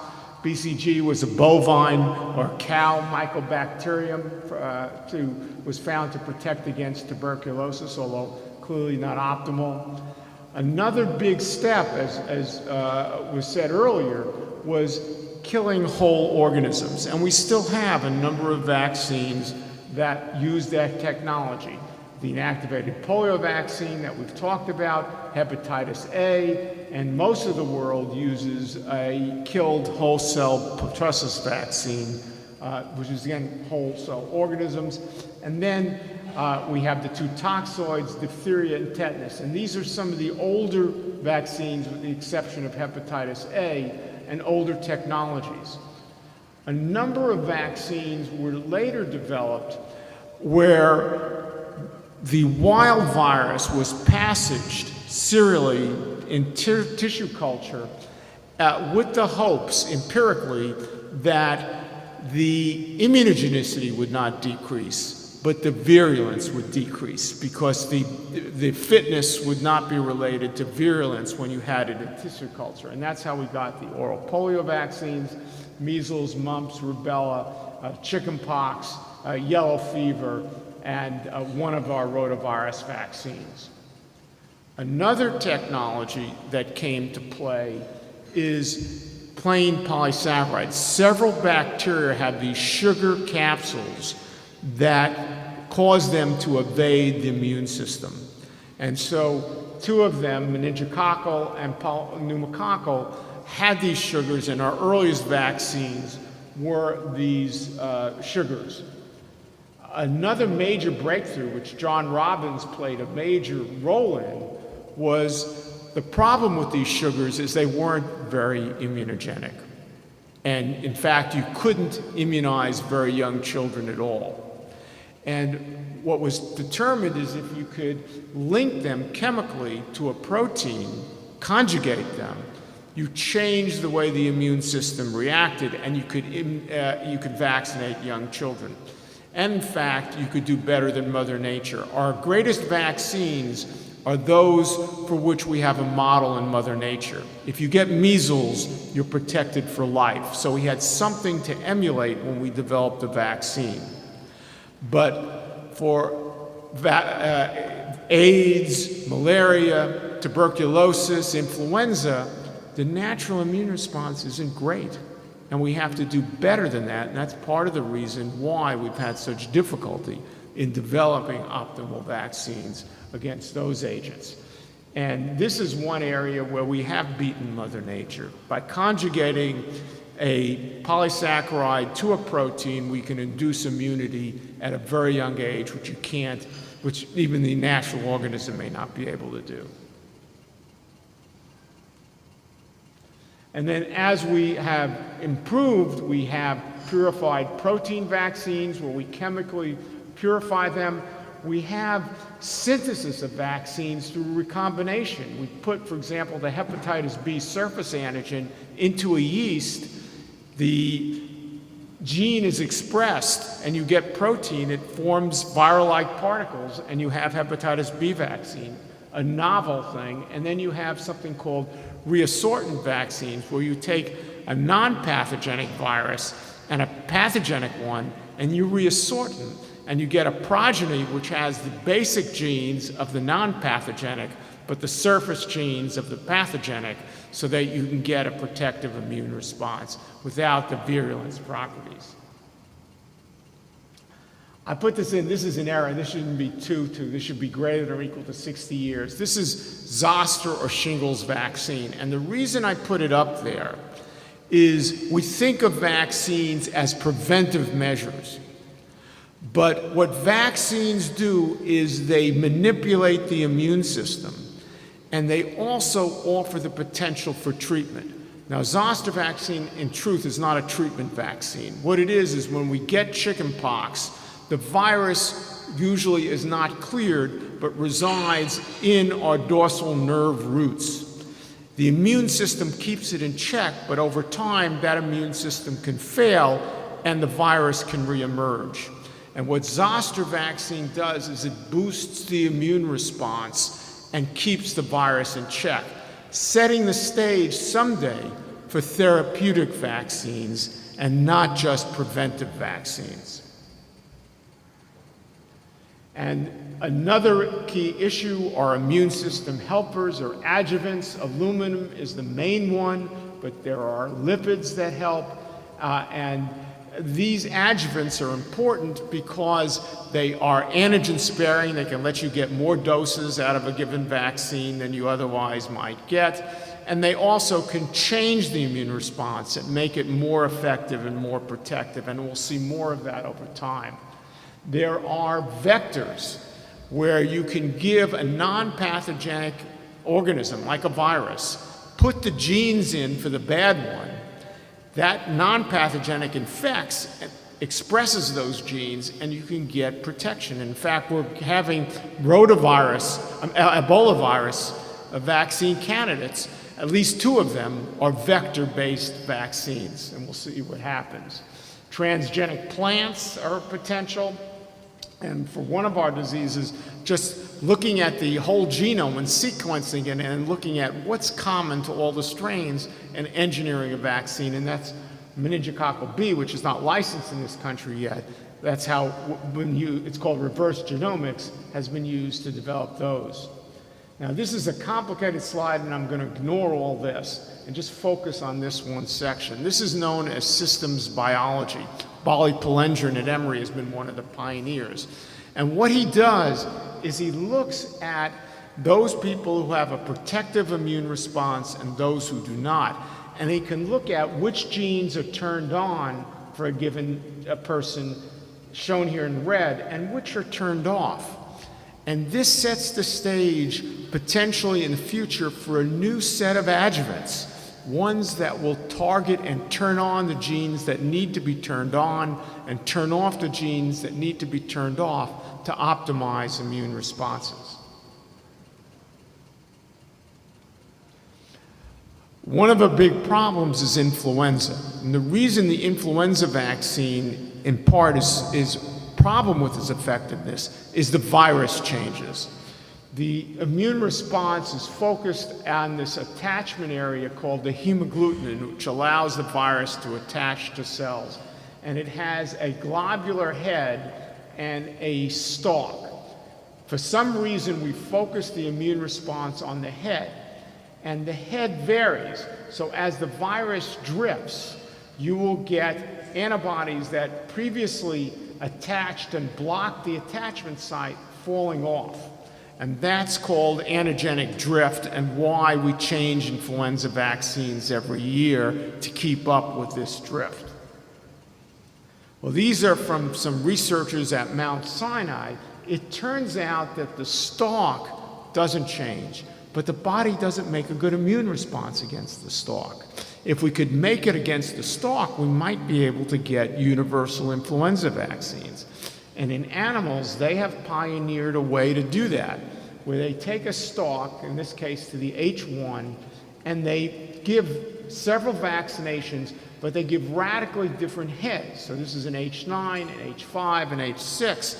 And what they do is they retrain the immune system to focus the immune response on that stalk. And it looks very promising in animals. We're still some time away from human trials, but that would be our hope, is to develop a universal influenza vaccine, again, to do better than Mother Nature, as we did with the conjugate vaccine. And this I'm just going to go through quickly. This is from our textbook, Vaccine, 6th edition, just showing you all of the vaccines that are being worked on in terms of biodefense, cancer vaccines, dengue, Ebola, et cetera, that were even worked on before the recent crisis, just showing you even more, just giving you a list of names and a litany that this effort is going on in a lot of things, just to show you how much is going on. And another key aspect is most of our vaccines are delivered either by injection or orally. One exception is our live attenuated influenza vaccine, which is given by mist.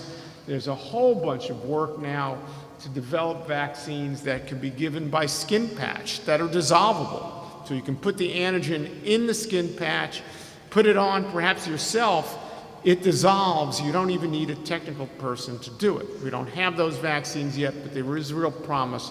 Those are coming. There are new jet injectors. We just had a new influenza vaccine that is licensed with jet injectors. And so over time, we should see more and more of these alternative delivery systems. So in summary, vaccines are some of the most effective and cost-effective preventive measures. They've led to the eradication in smallpox. Advances in knowledge have led to major increases in the number of diseases that are vaccine preventable, and new insights into immunology, genomics, microbiology, and other fields provide hope of improving existing vaccines, developing vaccines, and using vaccines not only for prevention but therapy. But as I said, one thing we haven't focused on in this symposium is we need to get those vaccines out of the vial and into the people. We have problems with vaccine hesitancy. It's an increasing problem, and we need to overcome that as well. So human behavioral research may be just as important as biologics and vaccine research if we want to have and maintain the benefits vaccines have to offer. Thank you.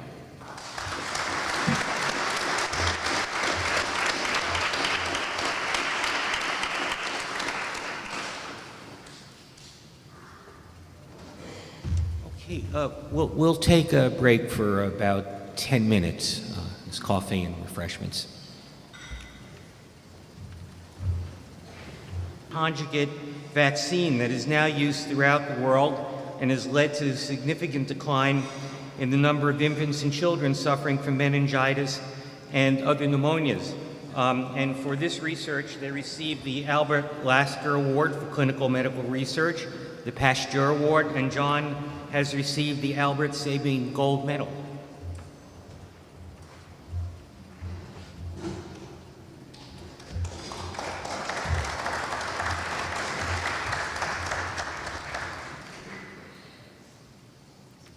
I really enjoyed this symposium so far. The speakers have been terrific, really wonderful.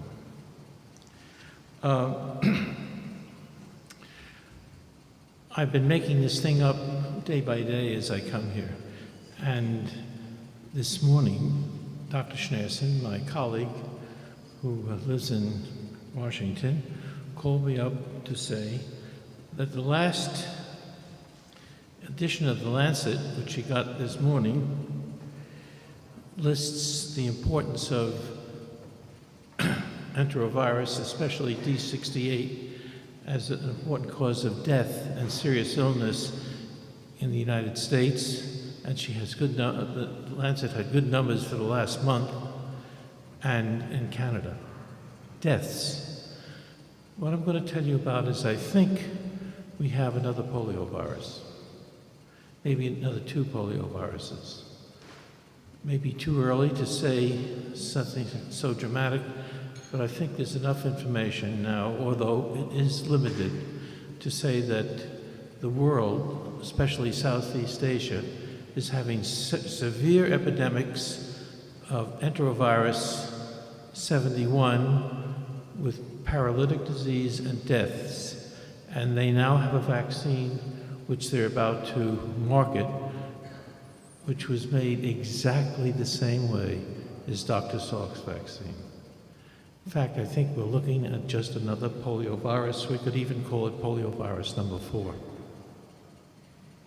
We'll meet the usual objections to it, but I think the weight of the evidence and the increasing interest in it all over the world will soon suffocate it.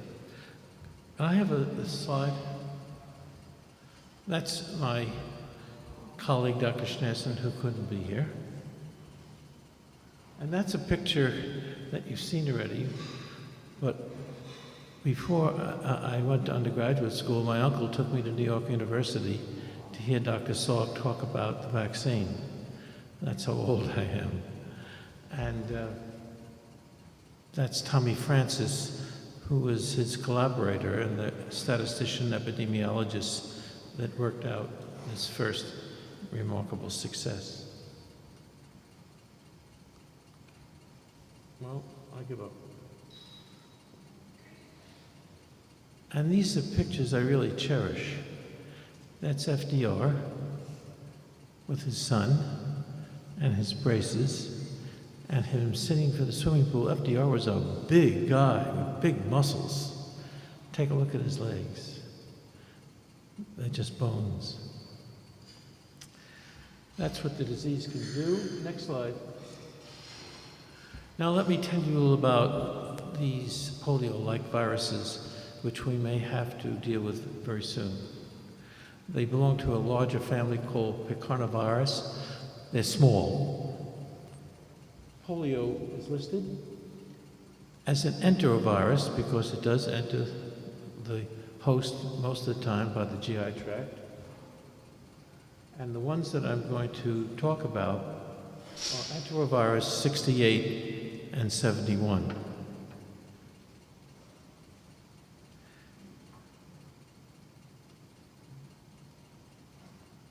Now, enteroviruses are a large group of viruses. They include viruses that cause a variety of diseases, usually infrequent. One of them was named for a town not too very far from here called Coxsackie. They cause colds, but they have an interesting structure which distinguishes them called a capsid. This is almost like a shield of protein around the virus. And it inhibits us from making viruses out of polypeptides because the antibodies to this structure called a capsid, which induce immunity, are to the overall structure and not the individual amino acids. That's called a conformational antigen. In fact, even today, we test new polio vaccines by measuring their ability to elicit the D antigen, which is an antibody, because we can't do the structure. Perhaps someday when we grow up we will, but not yet. Next slide. I don't know how to do this. How does it go? It did? Okay. Let me tell you just a little about enterovirus 71, because I learned something about it in preparing for this symposium. When I first came to CCNY, Paul Gottlieb and Len Dispatch were more than kind to me and helped me through the early times when I lectured the class of medical students, but I usually worked from the textbooks and tried to illustrate clearly and explain clearly what they were trying to show. I didn't realize the medical background of this was so important. I think we're going to hear more about it. But it's not the first time. In fact, the first clinical isolate of enterovirus 71, which seems to be the more common pathogen, was done in the United States in California about 1964.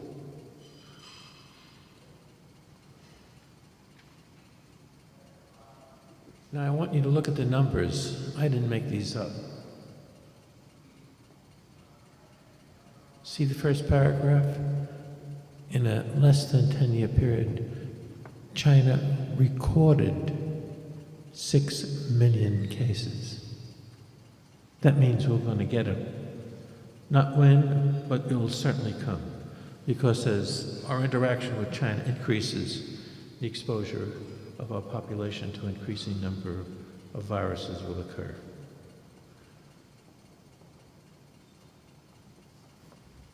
These are just listed in historic perspective, the fact that it's occurring all over the world.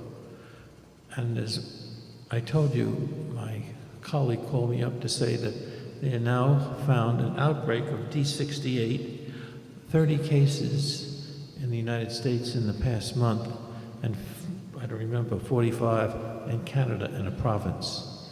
We're going to see more of it. And I don't think we should act like we did with Ebola, saying it doesn't occur here. When we heard about it for the first time 10 years ago, we're rich enough, we have a lot of bright people and a lot of facilities that we should start to prepare for the eventuality that certainly will come just based on numbers. You're looking at something that has all the properties of poliovirus. All the properties. And why it didn't emerge before, I don't know. I'm not in charge.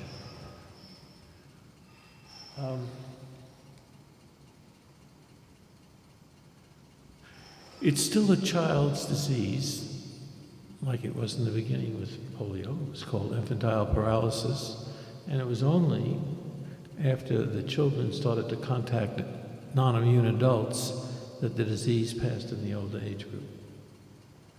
This will happen here too.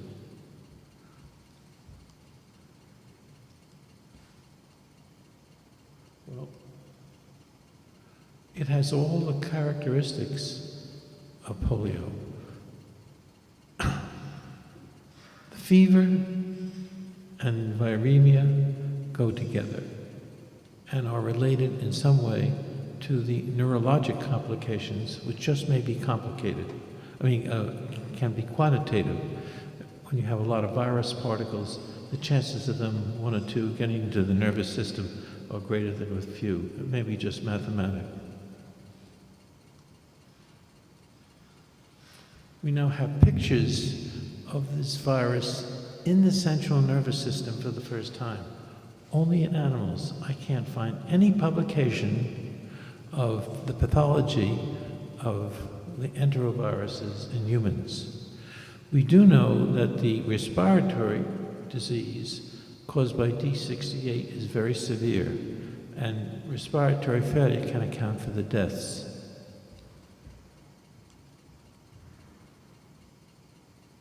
We know what will protect now due to the very fine immunochemistry conducted by the people in the field. That is, if you have a serum level of neutralizing antibody to EV71 greater than 1 to 16, you're protected, just like we had with the polio virus. In fact, you can almost add the data and the writing onto the paper by looking at the poliovirus data. We have a lot to thank for Dr. Salk that we can skip the years and years of study that information required. I have to tell you, I don't stand very well. I'm weak, and I can't stand up here much more, but just to leave you with the notion that human enterovirus has almost all the characteristics of poliovirus, including the incidence, the disease, the clinical characteristics. The information is lacking, but the numbers with HEV71 are not, and we should prepare for infection with this pathogen. Thank you.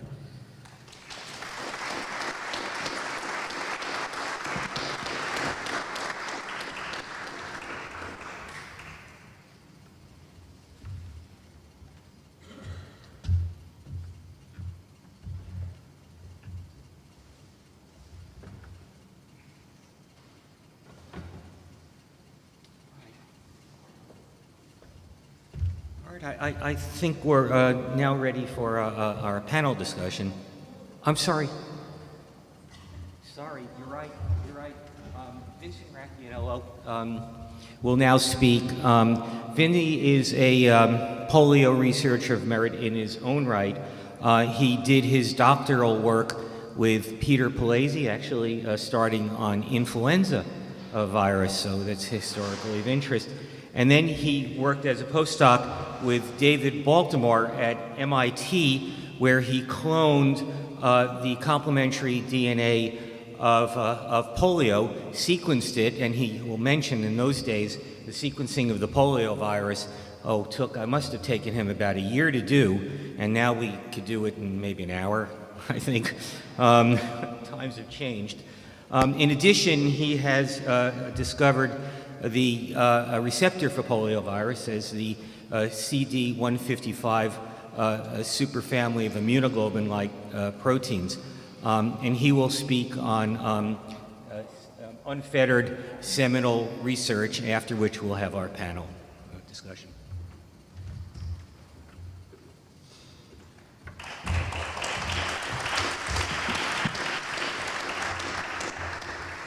Thank you very much. Thanks for having me. Thank you for staying. And I have worked on polio my entire career. I'm older than I look. I love it. It's my favorite virus. I have a passion for it. From working on polio, I've developed a passion for virology in general. I have a picture of a virus on my cell phone. Tell me who else has that in the world? If there is someone, I'd like to meet them. And I want to tell you a little bit about the basic science that we have done working on poliovirus. I never met Jonas Salk in person. I was at a meeting with him once in Washington in 1981, and I saw his work from the technical viewpoint of what it was, as scientists do with each other. It's very interesting to hear the personal aspects of his development after the science. That is not something that scientists typically do. It's really interesting. Now, first, I have to thank the people who trained me, who made me a virologist. This is Peter Palese in his lab here at Mount Sinai. I did my PhD with him from 1975 to 1979. I worked on influenza virus, and I had the good fortune, after working in his lab, to get a postdoc with David Baltimore, who was at MIT at the time. He had just won the Nobel Prize. His lab was hopping. It was a great place to be. And there I finished working. And there I learned to work on poliovirus. And I took that virus with me and brought it to Columbia, started my lab, and I have worked on the virus ever since. We have also worked on some other viruses, but polio has been our love all these years. And I want to tell you the kind of basic work you can do with a virus such as polio. I'm going to highlight our work, but many other people have worked on it in the field. The virus was discovered in 1906 by Carl Landsteiner. So we've been working with it with just over 100 years or so. He isolated the virus from a child who had died of polio. He passed it through monkeys. At the time, we could not grow viruses in cell culture, but he showed that in monkeys it induced the disease that we know as poliomyelitis. For the first 50 or so years, the focus was to get a vaccine, which you've heard about today. But in the 1950s, there were two seminal discoveries which transformed the kind of work that was being done on the virus from trying to get a vaccine to basic science and using it as a model for understanding virus replication. The first was in 1949. Anders Weller and Robbins showed that you could propagate the virus in cultures of cells. You don't have to use animals any longer to grow up your stocks of virus and to do experiments. This attracted scientists to work on the virus because the cell culture experiments are very easy to do. The other important landmark was in 1953 when the structure of DNA was solved by Watson and Crick. And this started the era of molecular biology, trying to understand our genes and how they work. And viruses have been a key part of that because they are simple. They are simple packages of genes, not like us with our tens of thousands of genes, really hard to study. Viruses were simple. And so many scientists worked on the virus, poliovirus and others as well, to try and understand molecular biology. Now, I just want to point out that I was also born in 1953. It's not a landmark, I understand that, but I think that's why I'm a scientist, because that's when the structure of DNA was solved, in the year of my birth. This is poliovirus. This is a representation that you can make of the virus on a computer. The structure of the virus was solved in 1985, the first animal virus structure to be determined by X-ray crystallography. What this means is we know where every atom is located in three-dimensional space. And here you can see the beautiful shell that surrounds the virus particle. It's very thin. It's made up of a number of different proteins. We know where each amino acid, each hydrogen and oxygen and phosphorus and so forth are located. That beautiful shell, and I really do think this is beauty, has one role, and that is to protect the payload which is inside, which is the nucleic acid of the virus. It happens to be RNA, not DNA, like our genetic material and that of all other organisms. And many viruses have RNA as its nucleic acid.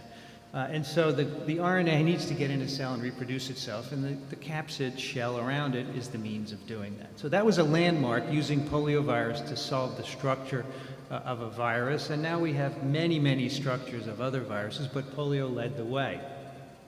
When I went to David's lab, we decided to determine the sequence of the poliovirus RNA genome. And it took me 1 year to do this, as you heard, and this is something you can do in an hour today. So that makes me feel a little bad in some ways. I could have used that time for other things, but I did learn a lot nevertheless. And this is the sequence of the virus, 7,442 bases long. It was published in 1981, and it was the first animal virus sequence that had been determined. So for the first time, we could look and see all the proteins of the virus and begin to think about how they might work. And this is some of the information we gleaned from the sequence. We found, for the first time, that a virus can encode one long protein. So poliovirus and related viruses that you just heard about, they encode a long protein, which is then chopped up by enzymes that the virus brings with it. And so in the end, you get about a dozen or so proteins for poliovirus, including 4 that make up that beautiful shell. But they're all made from a precursor. We call this a polyprotein, and that was revealed by the sequence of the genome. Many other things were discovered with poliovirus. For example, it has a unique mode of being translated. Its mRNA is translated unlike any other mRNA, and we've used that to learn about how this process works. And many other fundamental molecular biology findings have been made using polio and similar viruses. Now, one other thing I did in David's lab, I made a DNA copy of the RNA of polio. So this is recombinant DNA. This had just emerged in the 1970s. It was a new technology. You could take any RNA and make a DNA copy of it. So I did that with poliovirus RNA. You can propagate the DNA in a bacterial plasmid, so you can grow up lots of it, and you can modify it. And this began the era of what I call synthetic virology. You may have heard it called synthetic biology, people trying to make bacteria from DNA now. We can do this with viruses, and we've been able to do this since the 1970s. What I found is this copy of poliovirus DNA, I could just put this in a plate of cells, and out would pop poliovirus. This was amazing because polio had only been known to have an RNA intermediate in its life cycle. It didn't go through a DNA intermediate, yet we made a DNA intermediate artificially and recovered virus from it. So now you can modify this DNA in any way that you'd like. You could make it a vector to carry other antigens. You could delete things and make it attenuated. And so that's the era of synthetic virology, and that has now been done for every virus that we work with, including influenza viruses and measles viruses, rotaviruses. Every virus can be modified using this same technology. Now, this virus has a very simple life cycle. In a single cell, which is shown here, the virus attaches to a receptor on the surface. It's taken into the cell by a pathway of endocytosis, and then the nucleic acid is liberated into the cytoplasm. The RNA of polio is able to be translated directly in the cell. So ribosomes come to it, they translate it, they make that long protein, and then the protein's chopped up into the individual polypeptides. Some of those make a capsid, and some of the other proteins that are made make copies of the viral RNA. And all of these processes have been studied in very great detail over the years by many different people. Again, polio is a great model to study these because it grows very well. We have a vaccine now that will protect us all so we don't endanger ourselves in studying them. And they illuminate general principles of molecular biology. Now, I want to tell you just a few things that go on in my laboratory. These are a few members of my laboratory, and I'll tell you a bit about some of their work. We do a lot of growing of polio, and we measure the infectivity by a plaque assay, which we use these plates for. And I can't bear to throw them out, so I stack them up and keep them. We call this the wall of polio. And when people visit my lab, I take their picture in front of it. This is Beatrice Hahn, who discovered the origin of HIV in Africa. She came to visit, and she's very happy to be in front of the wall of polio. And you'll see Peter Salk in front of the wall a bit later as well.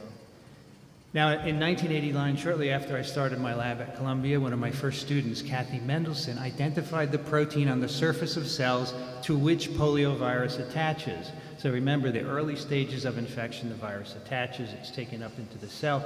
The cell protein to which it attaches, Kathy discovered. We called it the poliovirus receptor. Less imaginative people have since renamed it CD155. I like our name better because the abbreviation is PVR, and my initials happen to be VR. No, that doesn't have anything to do with it. Anyway, we use this receptor for a lot of work in the lab. It was among the first virus receptors to be identified, again, because polio is such a great experimental system. You can do things that you can't do with other viruses. For example, another student came into my lab and took the gene encoding the human receptor for polio and made a transgenic mouse producing the poliovirus receptor. Now, when I came to Columbia, I wanted to study the disease poliomyelitis. I didn't want to use monkeys, which had been used up until then to study it. However, if you put the virus into mice, nothing happens because they don't have the receptor. So we made a mouse producing the receptor. You can infect these animals with virus and they get paralyzed. You can see here this animal has hind limb paralysis. So we made a new model for polio. This animal now has replaced the monkey for testing poliovirus vaccines. So I think we've made some contribution to the vaccine effort as well. Plus, we have used this animal to study the disease itself. Now, in the animal, the mouse, when the mouse gets paralyzed, is because the virus has entered the central nervous system. This is a section of the spinal cord from a paralyzed animal. And the green colors are staining for poliovirus RNA. So the virus gets into neurons, it replicates in them, and it destroys them. And that's why you have muscle paralysis. It doesn't replicate anywhere else in the spinal cord, but in neurons. And we found that the reason for that is because only the neurons produce the receptor that the virus attaches to. Now in humans, as you've heard already, you ingest the virus, it replicates in the alimentary tract, in the mucosa, it enters the blood, establishes a viremia, and then makes its way to the central nervous system in about 1 in 100 people. In everyone else, the virus is shed in the feces, and that's how it's spread to other people. 1 in 100 people, the virus enters the CNS and causes paralytic disease. And we used our transgenic mouse to show that the virus actually enters the muscle via the blood. It enters the neuromuscular junction. It's taken up into the nerve, and then it's transported into the central nervous system by axonal transport. And then once in the spinal cord, the virus destroys neurons and creates paralysis. One of the questions we've been interested in since my first years working on polio has been, why does the virus infect so few tissues in people? It infects the alimentary tract, and it gets into the CNS and can replicate there. But many other viruses have a broader tropism. Polio's is very narrow. Why is that? We began to use the mouse to study that, and it turns out that in mice, the interferon system controls the tropism. Interferons are a set of proteins that are made shortly after viruses infect. Within a few minutes, the virus is detected and interferons are made. And then they turn on a whole set of other genes that have antiviral properties. You can take away the interferon system from mice genetically. And if you do that in our transgenic mouse model, and then you infect them with polio, every tissue is infected by the virus. So that's in contrast to normal mice with the polio receptor, where only the central nervous system is infected. So somehow that's protecting the mice. In addition, so that was one question we wanted to try and understand. In addition, in people and in normal mice, the central nervous system doesn't seem to be protected. Why is the virus able to get in there and replicate? Why doesn't the interferon system protect the central nervous system? So that's what we've been studying. I just want to tell you a few of our results. So this is a summary of this wonderful interferon pathway, which is part of the innate immune system. It's a very early defense against infections. You get infected by a virus, the virus is sensed. We have special proteins in our cells with these various names that sense the presence of a foreign virus, and that leads to the production of interferon. The interferons come out of the cell, they bind to cell surface receptors, and then they turn on the synthesis of over 1,000 different so-called interferon-stimulated genes. And those are the proteins that have antiviral activity. So we wanted to understand how poliovirus interacted with this system, because obviously it's important for controlling tropism of the virus. If you take cells in culture and simply treat them with interferon and then infect with polio, the virus replicates quite well. And this is just a bar graph of the replication with and without interferon. You can see the two color bars are quite similar. This is very different from most other viruses, which are quite sensitive to interferon. That property of poliovirus, being resistant to the antiviral effects of interferon, maps to a single viral protein here. So here again is our viral RNA that I spent a year sequencing. And here's the long protein, and here's one viral protein. I can make a 1 amino acid change in that protein, and now the virus is completely sensitive to interferon. So this is a major player in poliovirus interferon sensitivity. Now we wanted to know, of all the 1,000 or so interferon-stimulated genes, which ones inhibited polio? Because if we can identify those, we could then go into the brain and ask, are those produced there? I would guess that they're not, and that's why the virus can replicate there. So we collaborated with Charlie Rice at Rockefeller, and we did a screen to ask which interferon-stimulated genes are inhibiting poliovirus. And the way this is done is we didn't use 1,000 genes, we narrowed it down to 350, and we took each gene and put it individually into a cell, let it be produced, and then asked, is poliovirus replication inhibited? And we found 18 genes whose production in cells inhibited poliovirus replication, and some more potently than others. This is virus production per cell. and we get about 4,000 virus particles per cell in this case. And you can see the introduction of these other genes can markedly inhibit virus production. And this one in particular, ApoL6, is a member of a family of proteins that happen to be involved in lipid synthesis processes in the cell, and it's also a pro-cell death protein. The production of this protein in cells leads to cell death. We looked in the CNS of humans in a model way. We use a neuroblastoma cell line called SKNSH. And we asked, do we see ApoL6 protein in these cells? And in fact, it's very low in neuroblastoma cells. If we overproduce the protein in neuroblastoma cells, again, which are a model for neural cells, we can make them more resistant to poliovirus infection. So we believe that the CNS doesn't make this protein, and as a consequence, when poliovirus finds itself in the CNS, which it can do readily, the virus will replicate because it's not protected. Now, we don't know why the protein is not produced in the CNS. It may be damaging to do that. In general, the interferon response is damaging. When you get a flu-like illness, the flu-like symptoms, fever, sneezing, coughing, malaise, loss of appetite, those are all caused by interferons. So the interferons are doing good things, but they have side effects. And so it may be smart to keep them out of the CNS. I want to end up by telling you about my passion for teaching virology as well as doing research. So I've been doing research for 35 years, and about 15 years ago I decided the world needed to know more about viruses. And I call myself now Earth's virology professor because I want to teach everybody about these amazing microbes. I teach a course at downtown Columbia at Morningside, which has become one of the most popular science courses on campus. This is last year's class of about 180 students. I record all my lectures. I initially recorded it for the students so that they could fall asleep and not miss anything. They could listen later, but then I put them online.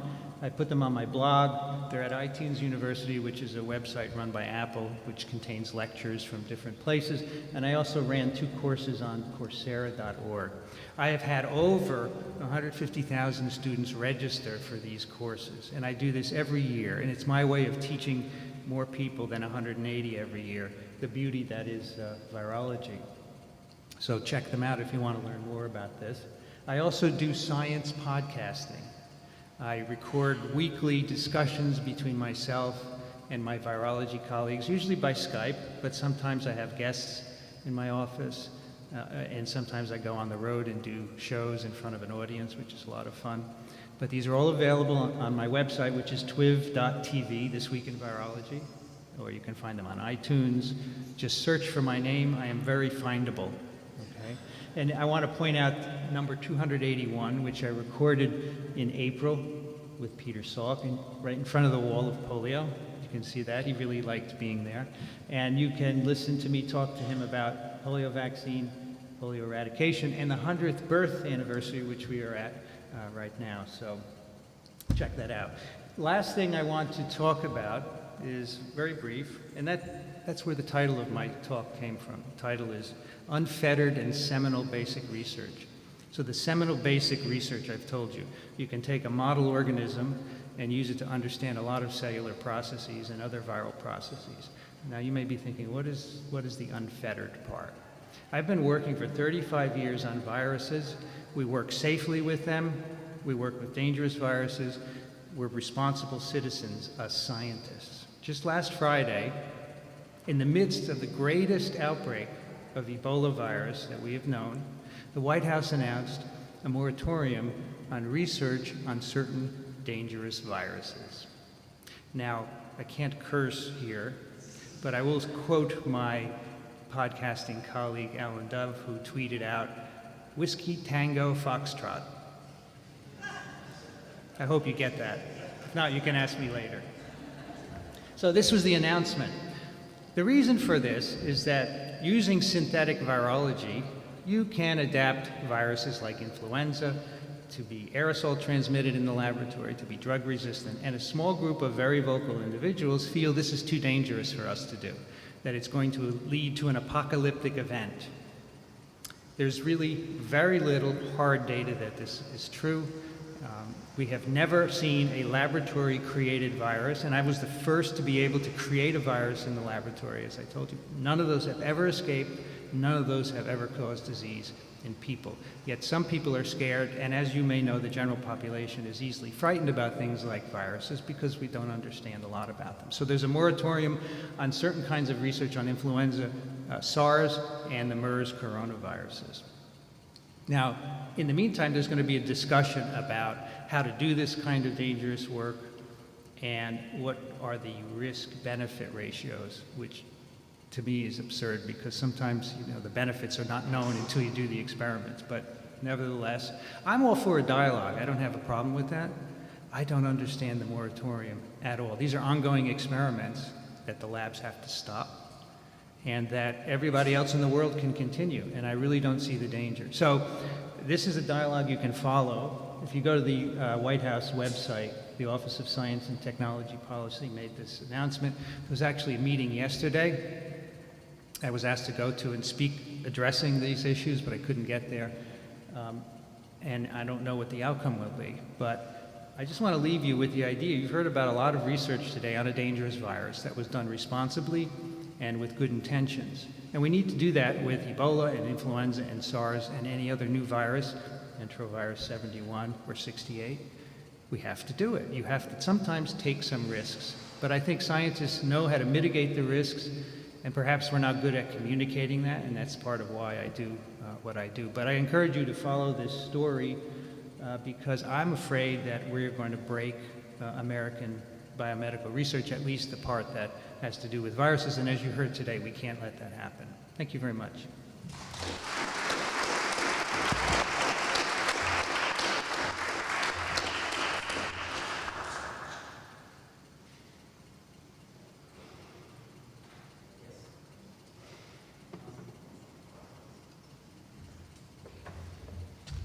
Yes, we'll now begin the panel discussion with the speakers, and this will be open to questions from the audience. I add that on our panel, Casey Morrow will be joining us for a few comments. Okay.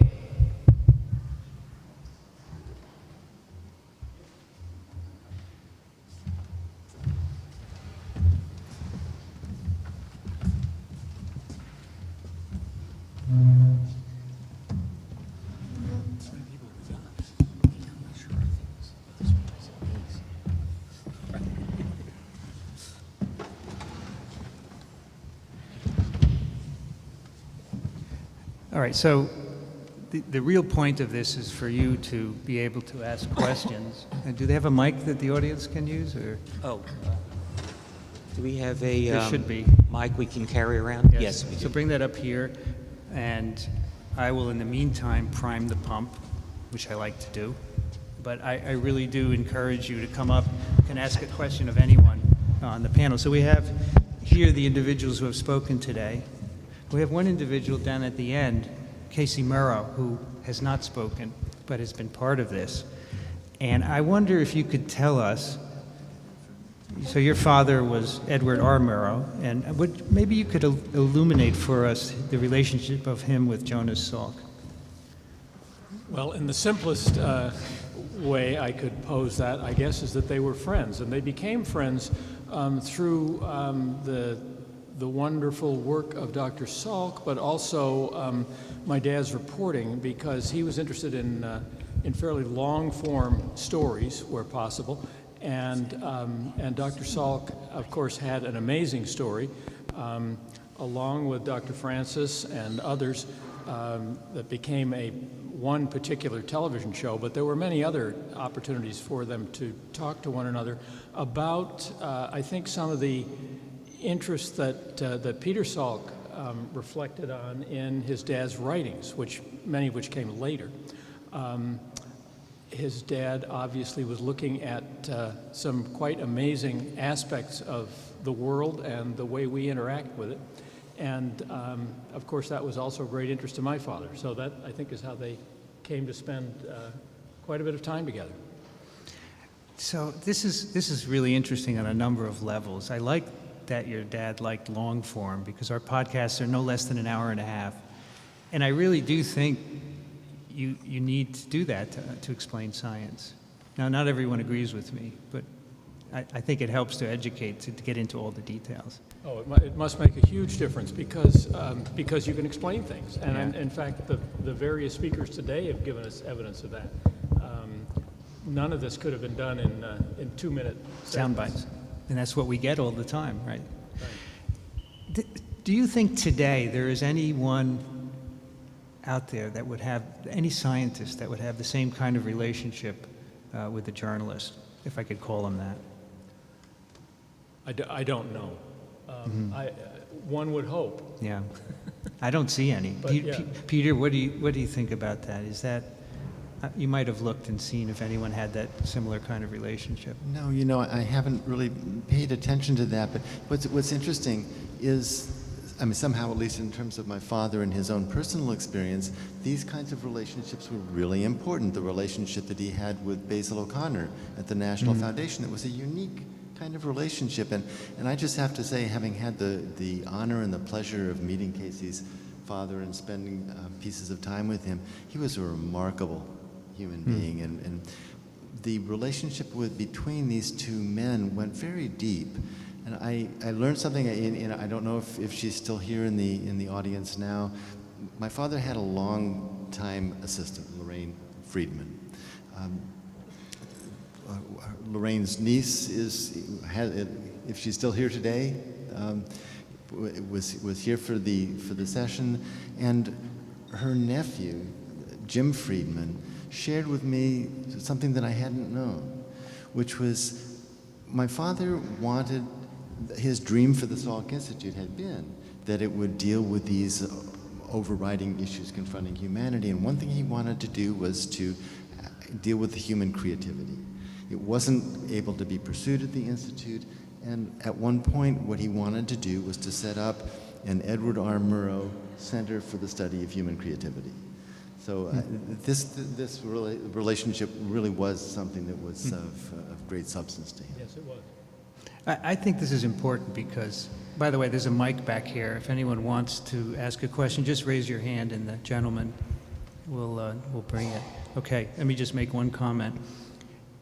I think part of the problem between science and society today is a lack of communication. We don't have these kinds of relationships any longer like your dad and Jonas did. I try to do that with my podcasting, and I've made some relationships with some journalists, but it's not easy because everyone's very busy and there's not a lot of time anymore, and everything is in 2-minute bites. But there are a few journalists who do contact me, and I think if all of us did that more and followed this model, the world is different, I understand, but I think that would be really important to do. You heard today from David Oshinsky, who wrote one of the best scientific books ever written. I urge you to read it. It's not good, it's terrific. Okay, there was a question there? Yes. Yes, John Nanny. I'm polio survivor. I've read a lot about polio being found in sewage systems in like Israel and this summer at the World Cup in Brazil. How long does the polio virus live in sewage systems? I think, Walter, you'd be good for that one, right? I think in general, not that long. I mean, that's, in fact, one of the things that is being considered in the polio eradication effort is to do more sewage surveillance, since so much of the transmission is silent. I think the bigger issue with the sewage is not so much that it's a source of disseminating disease, but it's a diagnostic that there's polio in the community. And that's what is very helpful. Israel has a very extensive environmental surveillance system. They did not have any cases of polio, yet they were able to document continued circulation of the wild virus for over a year with that environmental surveillance. And as we talk about the end game for polio eradication, particularly in areas that we're concerned about, such as the reservoirs that were mentioned, Pakistan, Nigeria, Afghanistan, is for environmental surveillance to play a bigger role. I think the other issue that you're raising, and I don't know if you realize you're raising, is when we did smallpox, we hardly ever collected clinical specimens. I don't ever remember collecting a clinical specimen. You could make a clinical diagnosis, and it was easy. With polio, we have to laboratory confirm the cases because there is a differential diagnosis. So we have specimens collected all over the world containing polioviruses. And as we think about eradication, we need to think about how do we get rid of those viruses, or at least build a wall so that they're never reintroduced. And there are efforts involved in trying to do a major containment effort and then thinking about how to do that. And that's one of the reasons where the Salk vaccine, the inactivated polio vaccine, is becoming more and more important, is perhaps that is the bridge to perhaps in someday no vaccination once wild polioviruses are gone. A few studies have been done in Japan and New Zealand so in Japan they immunize 3 times a year, and then you could track the vaccine virus in the sewage. And a few months seems to be the outer limit. And in New Zealand, actually, they stopped using OPV, and then they traced the disappearance of virus in the sewage, and again, a couple of months. So it's not forever.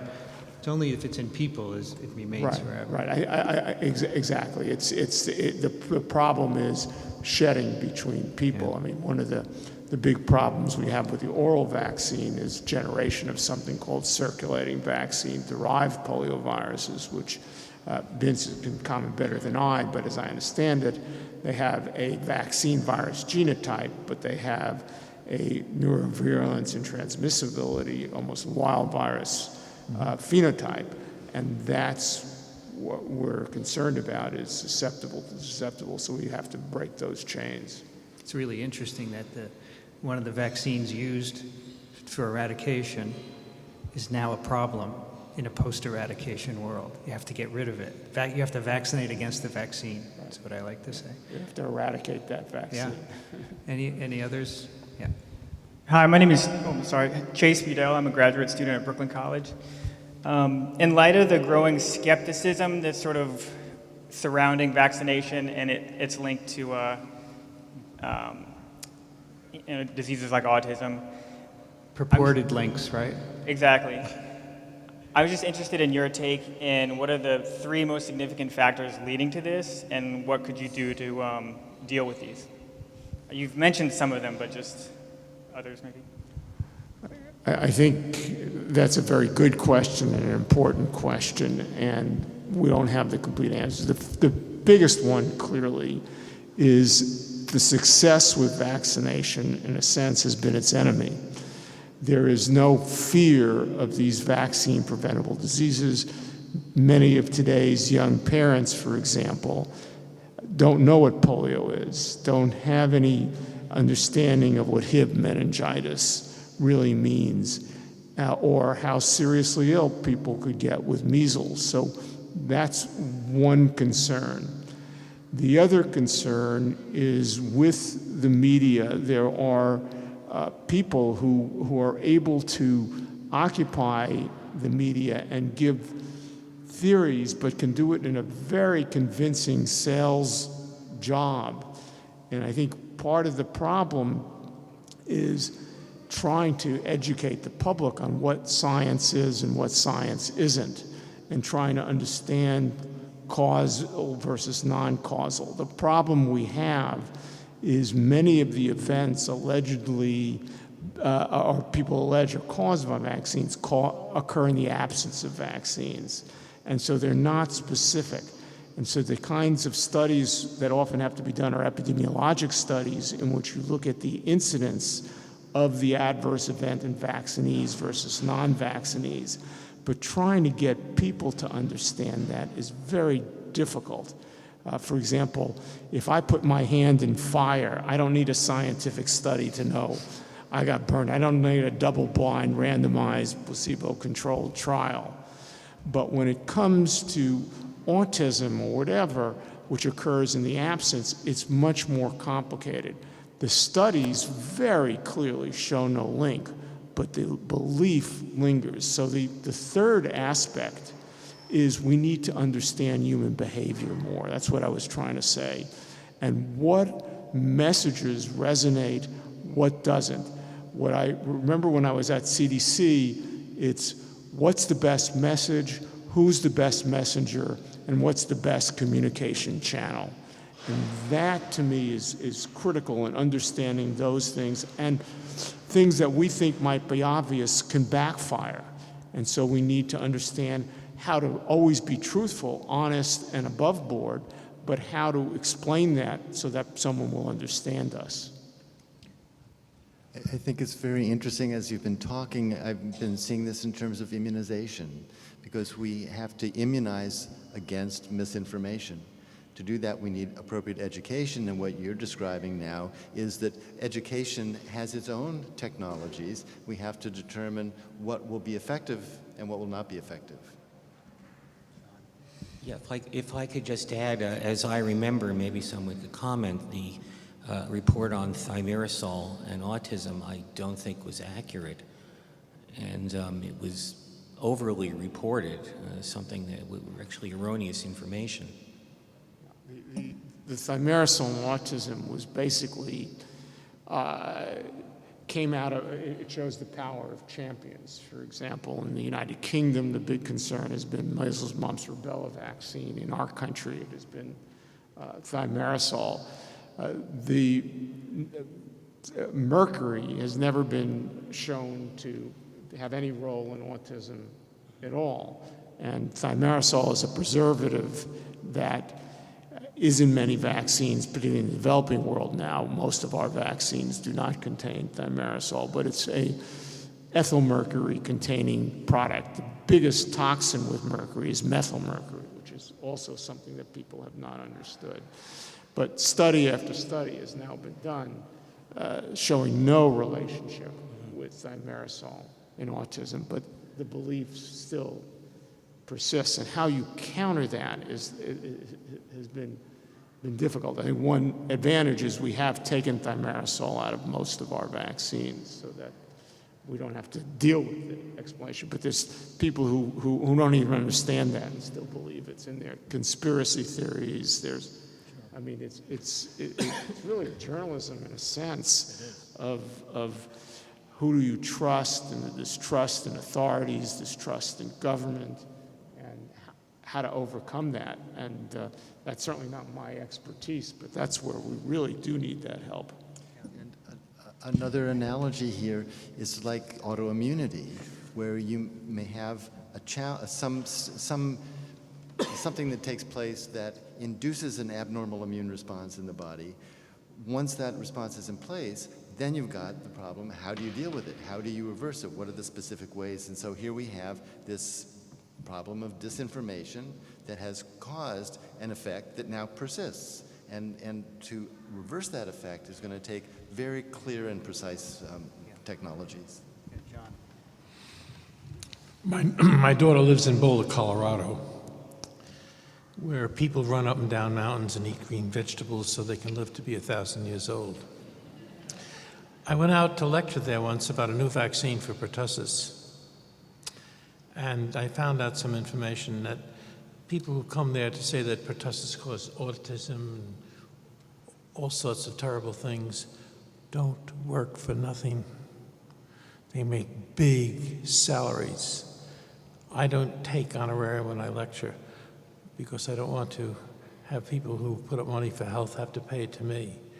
But they make $30,000 to $50,000 for an hour of bullshit. I think that's a way of attacking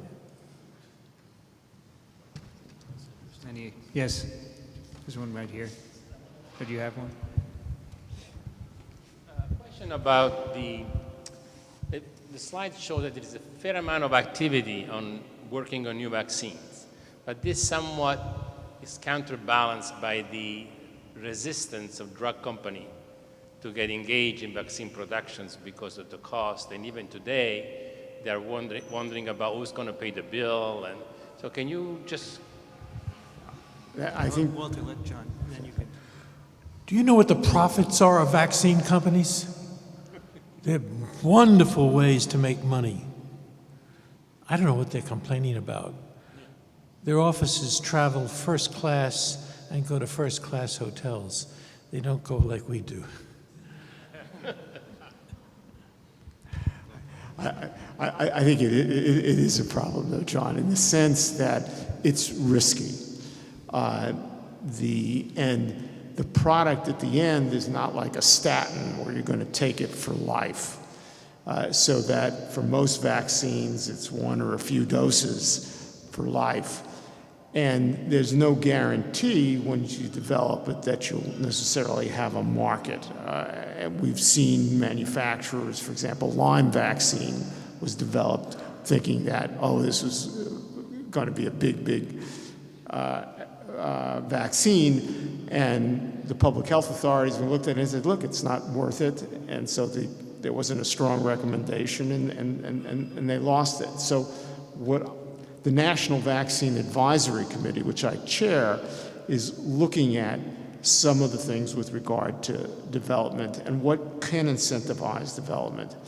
The Institute of Medicine has developed something called SMART vaccines. I think the acronym is the most catchy. It's Strategic Multi-Attribute Ranking Tool for vaccines, SMART vaccines.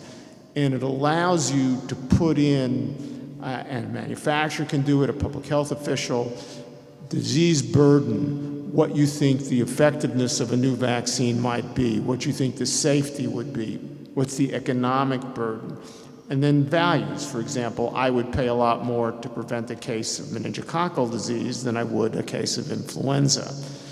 And my hope is that that can be used to help set priorities for development.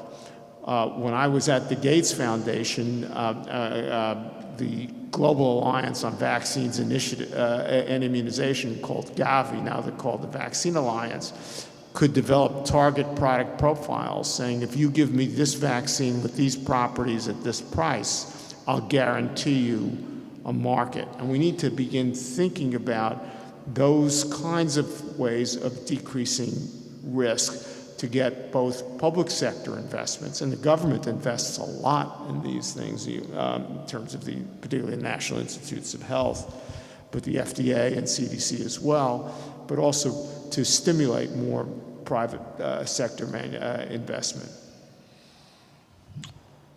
I don't like to disagree with Walter because in my view, he's Superman. But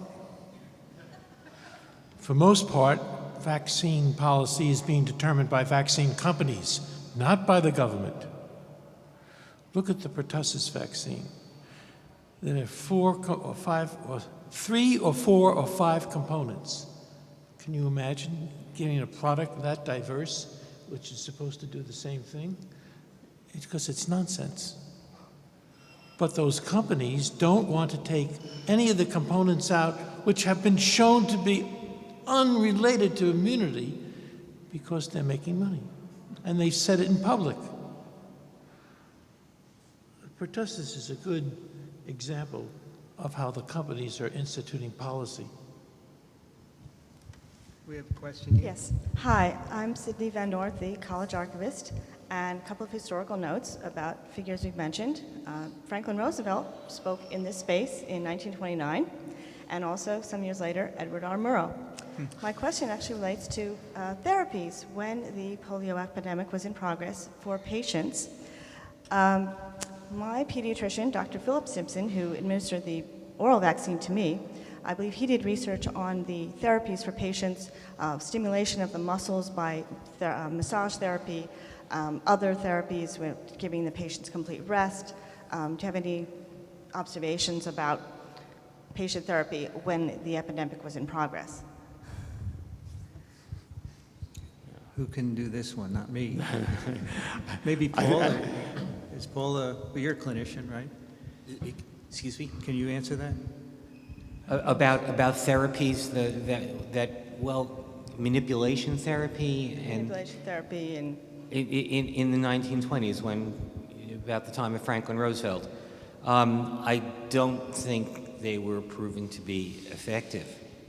I don't think there was any classical clinical trial, and I don't think they really worked. There was a person called Sister Kenny who tried very hard to see if these people with these paralyzed limbs could be restored. President Roosevelt himself did exercises day and night for years.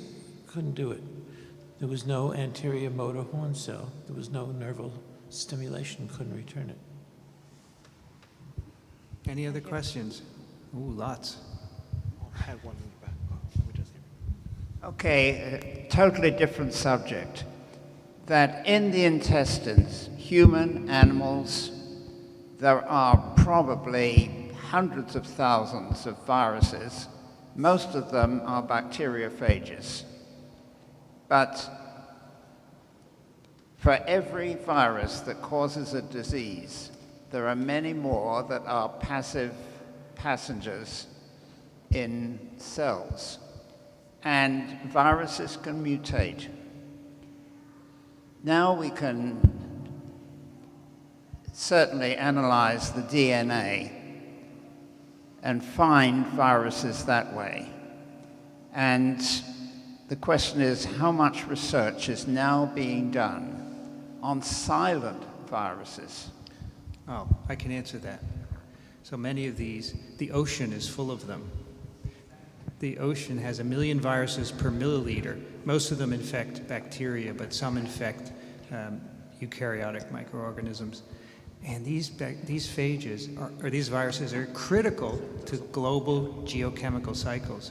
About 20% of the oxygen on the planet is made by bacteria in the ocean, and the viruses lysing them is an important part of that. But if we move to animals, the question is, are there viruses in us that are beneficial? And this is a really good question. We're giving a lot of attention to the bacteria in us that are beneficial, our microbiome, right? But we have a virome. We have at least 12 viruses in any of us at any given time, and we don't know if they're beneficial or neutral. And people are just starting to look at this question. It's going to be a while before we get answers, though, but it's a really interesting point. If I could add, of course, a classical situation would be the latency of herpes viruses. That's right. And we see that, and we know that there are several herpes viruses that can recur. An example is chickenpox. Coming back as shingles, it's a classic case. So we have time for maybe one or two more, because we're... I have one question here. Yes. I'm from the Caribbean here. Can't see. And recently and currently, there are a lot of, there's a chicken Ghana virus going into the Caribbean.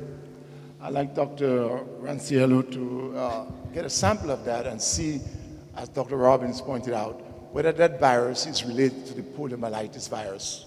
Because I was there in May of this year, and there were, after I came back from the Caribbean, they said there were 2 people in a sister island called Carriacou that was infected with the chikungunya. Chikungunya? Gunya, yes, Gunya. Okay. Now, I spoke to my brother yesterday, and he reported there were approximately 60 to 70% of the population that is affected. Yes. And it is lethal, because people of an older age, like in the 60s and 70s, have been dead, they're dying off. So chikungunya is a member of a different family. It's not related to the viruses that we've talked about today. It's a mosquito-borne virus. It is a mosquito-borne virus. And it is spreading globally. It started in Southeast Asia and has spread to Europe, and now it's in the Caribbean and coming into the U.S. So it will spread more here in the U.S. And I'm hoping that companies are working on vaccines, because we're going to need a chick vaccine. You're welcome. One more? Yeah, hi. My name is Lottie Esteban, and I'm also a polio survivor. My question has to do with the way we vaccinate the children these days. These brand new babies are getting a lot of vaccinations, a lot of viruses and bacteria pumped into their little immune systems. And I was just wondering, and then they react. They have these, some of them, terrible reactions. And I was just wondering, would it be safer to do these vaccinations one at a time, or maybe just two at a time instead of 3 or 4 at a time? You use a lot of con words. What's a little immune system? Well, these brand new little babies. Those brand new little babies. Yeah. More con words.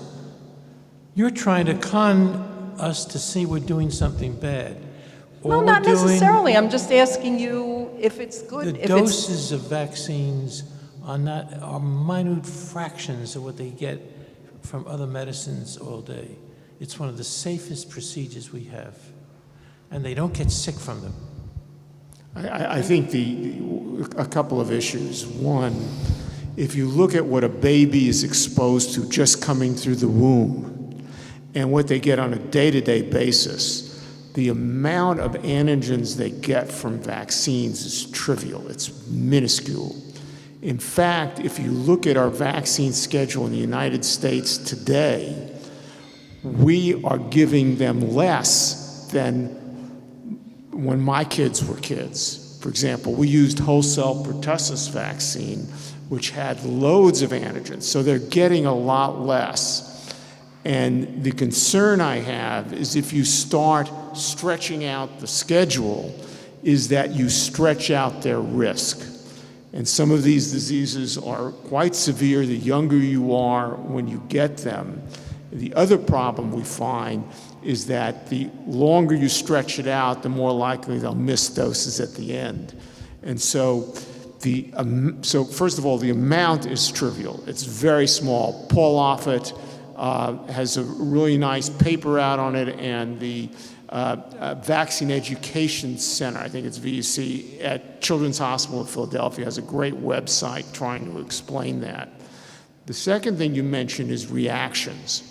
And that's what I was trying to say. For the most part, they're not caused by vaccine. If you're vaccinating every baby who, for something bad that was going to happen anyway, will also happen after vaccination.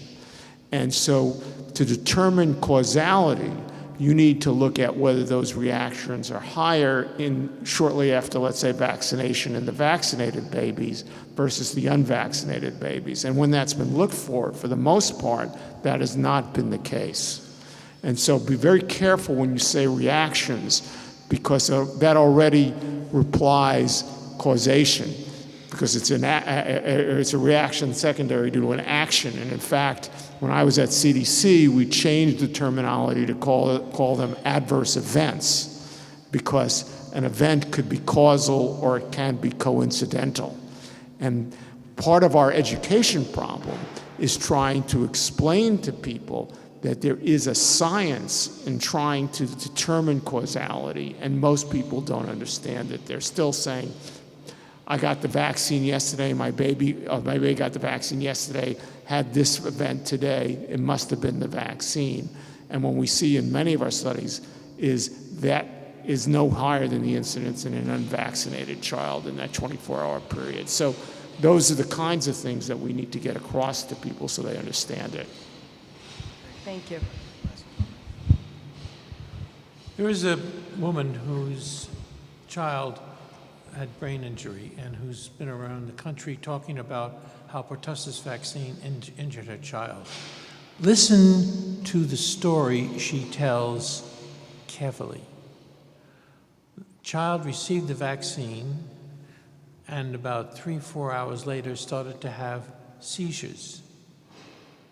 She brought the doctor 30 hours later after the child had uninterrupted seizures for 30 hours and complained that was the vaccine.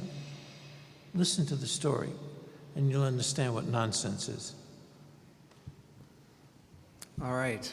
I want to thank everybody for participating. Thanks to the audience for staying. Bye-bye.